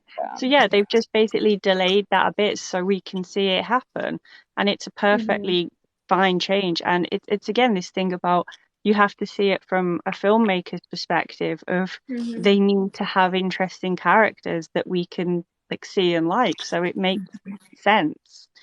And I think this is going to be such an interesting journey too. Like, I think Galadriel is such a complex character when we meet her in The Lord of the Rings, and for her to get for us to be able to explore the duality within her, the peace that she's found, and the unrest that she has also found. She's battling that when we meet her in Lord of the Rings, and for us to be able to go along her journey, I think is great. I think I think she's hot-headed a little bit. Like, I think it's hard to watch sometimes, her just always being a little hot-headed. But I think they're laying it on thick so that we can experience this journey. And what a gift to be able to do so, and to see a woman on screen going through a journey that doesn't put her right up next to a man. You know, I think it's really good. Yeah, we're basically seeing the start of her journey that obviously culminates in her then getting the decision of whether to take the One Ring when it's offered her. So we're like seeing how she gets to that point and how significant it is that she rejects it at that point. We are seeing the test that she passes. Oh, sorry. Yeah, exactly. And now she can go, because this is the thing with like the Doom of the Noldor, and it depends which version, but because of what happens in Lord of the Rings, that version is that after the War of Wrath, the general ban on the Noldor from Valinor was lifted, but not for the leaders of the rebellion, and Galadriel was amongst them. So in that version, it's only when she rejects the ring that the ban is lifted, and that's why in the film she says, I will diminish and go into the west, I passed the test. And I just love that whole... But then being Galadriel, because the other version is that she could have gone home, but in her pride, she didn't want to. And it was only to Toller Asaya, and she was like, I'm not going to bloody Toller Asaya. So she stayed there. But yeah, and it's like, you know that they have the text, and like especially that speech that she gives to Frodo when he offers her the ring, and she basically talks about how much she has thought about it and what she would do with the ring. So it makes sense, you know, for like this story that they're telling, for her to be so fiery and like obsessed with action, because she still needs to kind of carry that into once the rings are made. And I think she's gonna have like this struggle about like, well, because once they realize what the rings are and what the One Ring does, you know, can do, they're gonna have to show that somehow for us to get to third age Galadriel. Right, and I think everyone tends to forget that the whole reason why Galadriel came to Middle Earth to begin with is because she desired to have land of her own. Yeah, like she had that ambition. Yeah, Hales. I think everyone she was with on the Helcaraxes is dead now. Yeah, pretty sure. Sad. Dang. Yeah. So yeah, as someone said, she is dealing with healing from a huge amount of grief. It's like virtually her entire family, not just her brother, her entire family is dead. That's wild. Yeah, and from that's a lot. people that aren't supposed to die. Like as a child, she was not prepared for that. You know, she No, wasn't told because like one day mommy and daddy won't be here anymore. Like that was never part of yeah, no, her exactly. upbringing. So I can Growing imagine up that would in be Valinor, they were going to shocking. be there forever. Yeah, so she's lost like 3 brothers and many cousins and niece nephews and stuff. Yeah, it's uncles. It's a huge thing that she's dealing with. Yeah. And of course, Does anybody have any thoughts about, now that Lee's here, I wanted to ask you about the way that Celebrimbor was talking to Elrond and his talking about like him speaking to Eärendil and like, oh yeah, he said, what was it, that my future would be in his son's hands. Did you have any thoughts about that scene? I didn't particularly like it, to be honest. It was just like, okay, when exactly did Celebrimbor spend so much time with the Eärendil? I guess maybe at the Havens of Sirion, but like Eärendil was still so young then. He was like early 30s or something, even at the Havens. Yeah. And I just feel like, I don't know, I mean, there's nothing about that. And then to say that while the fact of that Celebrimbor's uncles are kind of the reason that his mum and dad had to go. It was like, really? You know, it's a bit. It's like, we're not talking about that at all. We don't know where I can't imagine Celebrimbor would have been at the Havens of Sirion when Maedhros and Maglor attacked, because that would have been like a significant thing to say, but then we don't know where. I don't know where else he could have been. Yeah. Do you remember how in the actual text, like, what is Celebrimbor's age in comparison to Elrond? Like, he's a lot older. Really? He's younger than Galadriel. I mean, he came from Valinor with the Feanorians. Like, he was on the ships. He came over with them. So we don't, for some reason, Tolkien never gave us years of birth for any of the sons of Feanor or Celebrimbor. So we know exactly how old Galadriel is, for example, but none of the Feanorians, which frustrates me a lot. But he's definitely older than Elrond. And because Eärendil, as a Paradel, he aged at the rate of men. So he was only like mid-30s when he went off to Valinor, and the sons were only two, I think, when he went. It's amazing Elrond even remembers him, to be honest. But yeah, just that whole thing, because it was Maedhros and Maglor, Celebrimbor's uncles, that it was them that drove Elrond's mother to jump into the sea and never come back. Yeah. I don't know, it just seemed a very, very strange, almost uncomfortable conversation to hear them having. But also I was just like, I don't know where Celebrimbor and Eärendil would have spent enough time together to have had these apparently really deep conversations. And Eärendil saying about, oh, your son. Yeah, I didn't like that, to be honest. Yeah. I didn't feel like there was any heart behind it too. Like if it was supposed to be this kind of grand, like kind of epic moment where he talks about Ariandel, like it just there wasn't any heart to it. And I don't know if that's my reluctance to like the actor for Kellen Rimbor or what, but it just kind of missed the mark for me. It felt odd. I think that it was maybe name dropping, like because this episode had a lot to do with fathers, right? We see that's what Durin's I was father, yes. Between Adar, Durin the third, and Ariandel, and maybe one other that I'm missing, but Muriel, Tar Palantir. Yes, they brought a lot of father figures into it. So besides that kind of name dropping aspect, I didn't really feel like it added much to it just felt or to kind character. of forced and unnecessary. Like I didn't get the same excited nerdgasm thing from it as I did a lot of the other times. It was just kind of what?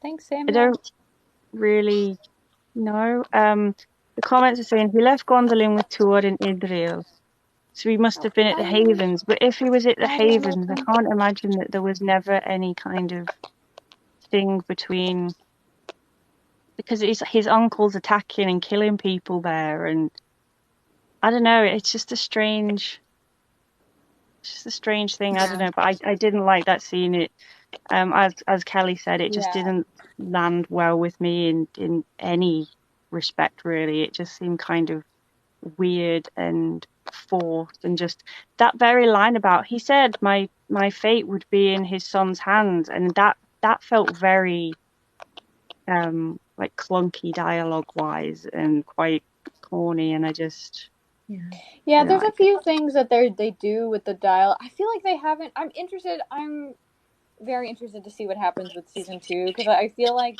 they haven't quite figured out how to write the elves. Is that just me? The elves we know already. I will say I love Arondir. I love him so much. I would do anything for him. It just seems like they're putting all of their mythic, legendary, elvish eggs in his basket. Right. I liked Elrond more in this episode. I did. I can see. I'm starting to like see him more as Elrond.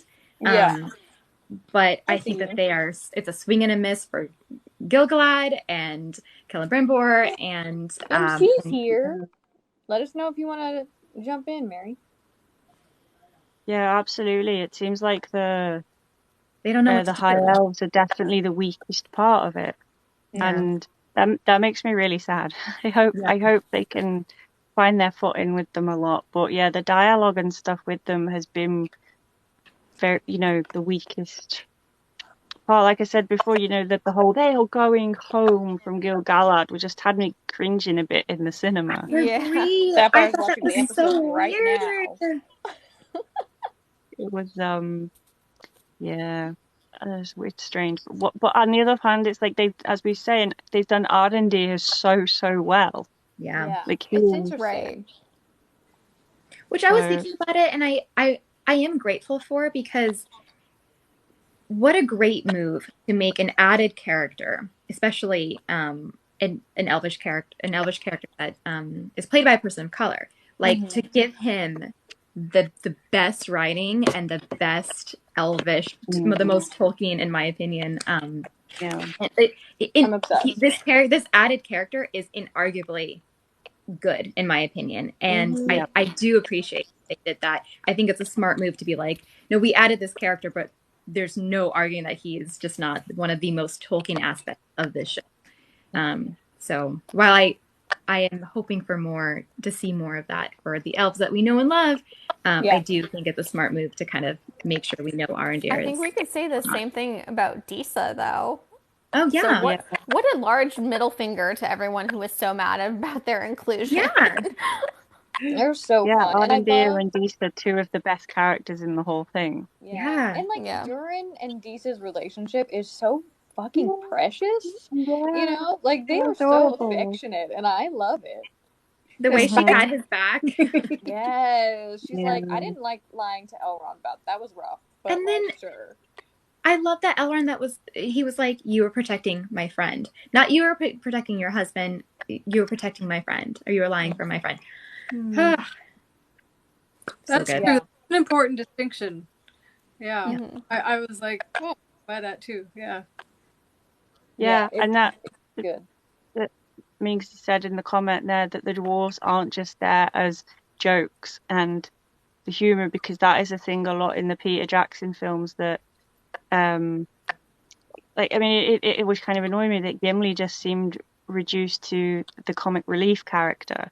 Mm-hmm. And obviously there was more seriousness with the dwarves in The Hobbit because they were most of the cast, you know, but there was still a lot of what was dwarven culture in that was them like burping and stuff in the faces and things like that. And it really And like reduced them to just elves like pulling faces material at them stuff. because they were being gross. And so it's nice to see dwarves and dwarven culture portrayed in a way that's not just meant to, you know, make us laugh and go, look at that horrible way that they behave, you know. Yeah. And the singing to the mountain, whoever came up with that is an absolute genius and deserves a raise. Agreed. That is so perfect because it makes sense scientifically. It makes sense as well. The fact that the sounds, the reverberations, depending on what kind of mineral deposits there is, but making it part of almost like their almost a religious thing that they do, and they have respect and love for the mountain, and it's like a symbiotic relationship almost, and just all that, it's absolutely beautiful. And the fact we got to see Disa singing finally was just, and it was So beautiful. great. It was so lovely. And very true to Tolkien himself, that singing is legendary and important and mythic, and you know, we all know the battles that happen just purely from song, and I just think that they incorporated it beautifully. I totally agree. Yeah, I wanted more singing in the trilogy, so I hope we get more singing in Rings of Power. Yeah. It's like people. I know so many people who they read Lord of the Rings and they'll just skip the songs, and it is quite of a joke, you know, about the songs in Tolkien. I think what put it in a new perspective for me was after I read the Ainulindalë, and you realise why song and music is such an important part of it, is because the world was literally created through song and music. I love it.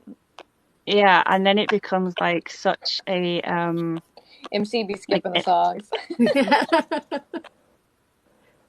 okay. I mean, I feel like some of them are actually really great poems, though. Like they're really, really lovely poems.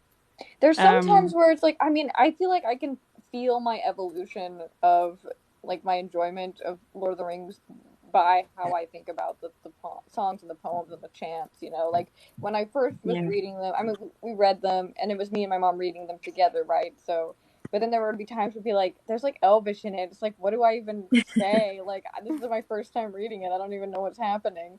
And so it was kind of like, whatever. And then there would be times where I'm like, oh, I'm just kind of like reading it to get through the story. Like, I just want to remind myself about what happened. But now when I read it, I'm like, there are times where I'm like, significantly moved by some of these songs. Like, there's obviously like silly ones and they're with the hobbits and everything, but then there's times where like Legolas just like bursts into song, or like when they sing or they have the like Boromir's funeral, like I'm significantly touched and I'm like, wow, is this what growing up is like?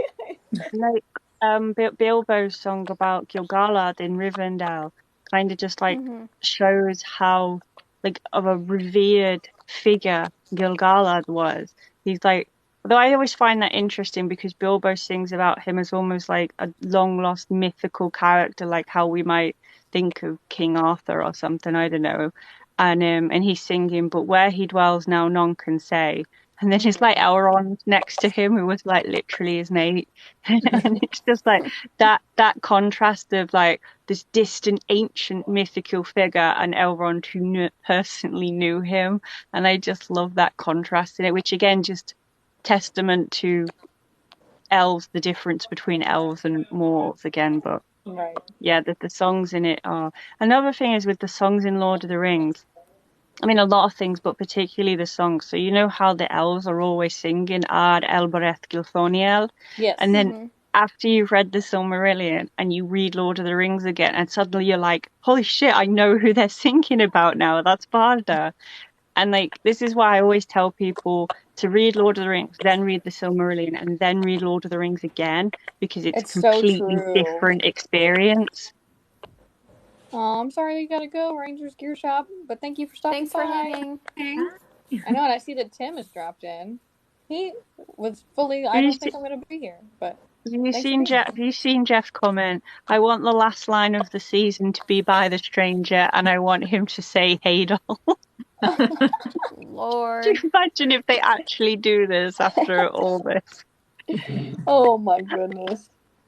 That'd be so funny. I mean, I think that's kind of what it feels very Tolkien-y about the show too, is that they're dropping all these things in the background that you don't need to know. You don't need to know the history of all of this to understand the story that they're telling. But if you decide to reread Lord of the Rings and the Silmarillion after this, and then you rewatch it, before the next season, you're gonna be like, oh shit, that's there. Like there's just so many little things, and I think that's very true to how Tolkien wrote Lord of the Rings, which is really their source material here. So, it feels right in so many ways. Yeah, I really do think there are obviously things I think they've misstepped on, as we've talked about with the High Elves, but when they've got stuff good, they've got it very good. Yeah. And for me, the very good stuff definitely outweighs the missteps. Yep. Like honestly, until we brought it up again, then I kind of forgot that Elrond the Arendelle Celebrimbor conversation, because my mind had just got overtaken by like, oh my god, the wave, and oh my god, Numenor, right. oh my god, Disa singing, and just all these amazing bits so that many I loved. Really good things, and it's also like you just can't expect them to do it. I mean, there's just too much, but I think that at the core of it, it's exceeded so many of our expectations about what this TV show could be. So I'm here for it, Yeah, and I know after the first 2 episodes, people saying, "Oh, what did you think?" And I was just like, "Oh, I'm gonna wait before I make an opinion," because I was very like mixed, shall we say, at that point. But then episode 3 and 4, I've just been blown away by. They've been absolutely brilliant, and I've loved them. So I hope that trend continues in it, keep getting better. Yeah. Yeah. I think it will. We'll just keep getting more invested in the characters, and yeah, for sure. Yeah, I agree with that. I just what you were saying before about how this episode 4 brought in a lot of like father figures. It seems strange that episode 3 was the one that was called Adar. They should have called this one Adar. Yeah. They should have. And I love that Arondir is the one that is like, why are the orcs calling you dad? Like, I love that he immediately, he obviously doesn't answer the question. Yeah, and then saying, who are you? And like asking what we want to know. Yeah, like, I was like, thank you for so asking. Often, because I didn't so want often to in films, so often in films and stuff, like the hero or, whichever will just like, they'll start asking stuff that isn't actually what people would do in that situation, whereas Arendelle was asking the actual questions that you'd expect, like, who the hell are you? Why are they calling you dad? Yeah. And I really appreciated that. Yeah, it's so good. I mean, I love his character so much. Obsessed. Yeah. And I'm very have you guys discussed Adar yet, and who and what we did a while ago, but we've also been live for over 2 hours at this point. I know. I might have to like hand it off to one of you guys at one point because I'm getting hangry. But yeah, it is.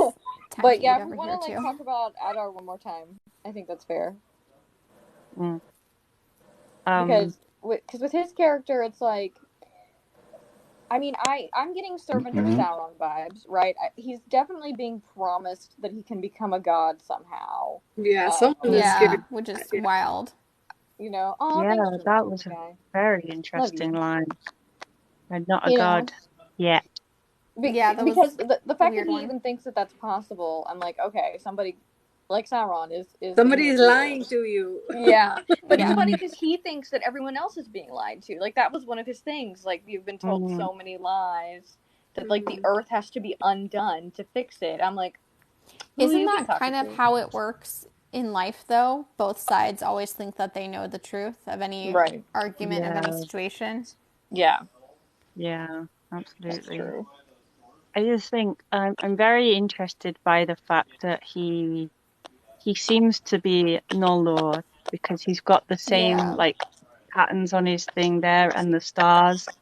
I think he's going to be an original character because I mean I've seen the theories of Maegleen and Maglor seem to be the most popular. But I can't see it being either of them for several reasons. I mean, we know that there was a name drop somewhere. I think was it Farazan. There's a name that's not in Lord of the Rings or the appendices that they use. That's only mentioned in the Silmarillion and Unfinished Tales. I can't remember which name it was. Erodrid? Yeah, and so I don't know. I'd be surprised if it was the mountain. I mean, one of Mount those Doom. names, but I mean, we know that they have got around it with certain things. Like technically, they didn't have rights to the name Anatar because it doesn't appear in Lord of the Rings of the appendices, but they managed to get the Tolkien estate to let them use Anatar. I love MC's reaction. Is it Fëanor? It's because Fëanor's the worst. Oh God, like reincarnated. They haven't even mentioned the Silmarils. Imagine if that was Fëanor. Fëanor hated Morgoth. There's no way Fëanor would work for Sauron. Yeah, like Fëanor was a lot of things, but yeah, that's true. That is true. Like the thing with Maegleen, I kind of get because he's the only elf that ever knowingly, willingly served Morgoth. But my thing with that is, they don't have the rights to Maegleen, and I can't imagine them going to the Tolkien estate and being like, or Maglor for that matter, and being like, can we use Maegleen? Why? We want to make him work for Sauron.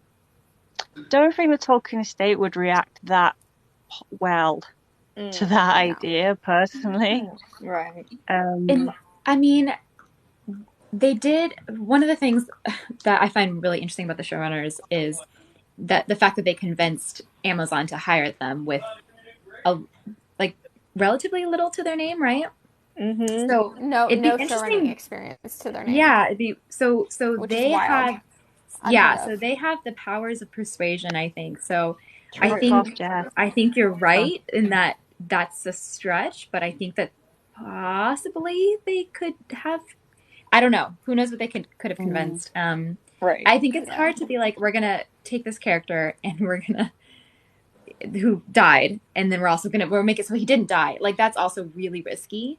And I think maybe possibly inspired by Maeglin. I think that they could get away with that. Who knows? But I definitely think he's an original character who will have because been inspired because there is that one example of the one elf working for Morgoth, which I guess could mean that it's not totally unheard of, therefore they could have an elf on the evil side. Especially if he has been sort of manipulated and convinced that everything's the wrong way around or something. Yeah, I mean, you can tell this guy has a story. Like he's all scarred up and he's been through it. I don't know what it is, but that's why there was the thing about people saying he was going to be the first orc, which would explain why they called him father and things like that. But if he was taken from Crevianen. If he was one of the first elves from Crevianen, it'd be like, why would he have been down the river in Beleriand? And why would he be dressed in Noldor's garments, you know? So I don't know really. That's why I'm wondering about the religious angle now, just because we know there is a cult of Sauron, and we're gonna see priests of Sauron. Right. I don't know. Yeah, Tolkien was Catholic. I was raised Catholic. You call the priest Father Adar. Is that a bit heavy-handed? Maybe. Oh yeah, I didn't actually think of that, but yeah. Well, we know it's gonna get culty at some point. Yeah, so he could just be like a I'm cult. I'm really looking forward some to sort of seeing the leader. cultists. Like, 'cause I like the one we've seen, the one that got dubbed like Eminem Sauron or whatever. Oh my I god, actually everybody is really Sauron like at this point. I really like that costume design though, and I hope they are a cool character because I'm kind of like I kind of want to cosplay that. Yeah. So I Do you hope they think end up being a they're really in cool Numenor, or do you think character. they're in somewhere else? I think they're. I don't know. My thing was that they were in the Southlands, but I don't know. I couldn't tell you why I think that. I just Yeah, just the that's vibe. the sort of feeling I got. Yeah, Yeah. because if there I think are so. Sauron like loyal people amongst the villages, then maybe there could be some like secret Sauron religious cult. That, especially if he is there, he's this like legendary figure who's been gone for years and years, like centuries. Then you can maybe understand that a kind of religious cult, church type thing may have Have a great grown up night. around the Thanks for myth of stopping by. Sauron. Yeah. If that Yeah, makes sense. I'm interested because everything that they've used in the trailer like has to have been from season 1, right? So I feel like this last half of the season is really gonna like be action packed. Yeah. Yeah. Timeline is speeding up. That's kind of how it works with TV shows, especially first seasons. The first 3 to 5 episodes are usually slow because you have to set up the world and set up the characters and set everything up, and then it just starts moving from there. Yeah, I think, and it's really interesting to think about like how I'm interested to see how they do this because we know that there are certain events that happen, but with the timeline compression, I think a bunch of things are going to get folded into themselves, and I'm also like kind of worried about what that means for the Balrog, because like that's like a very third age thing, but I don't necessarily think I don't know, like, do I need to be scared for Durin? I don't even know anymore because of everything that's happening. I don't think we'll see that happening yet.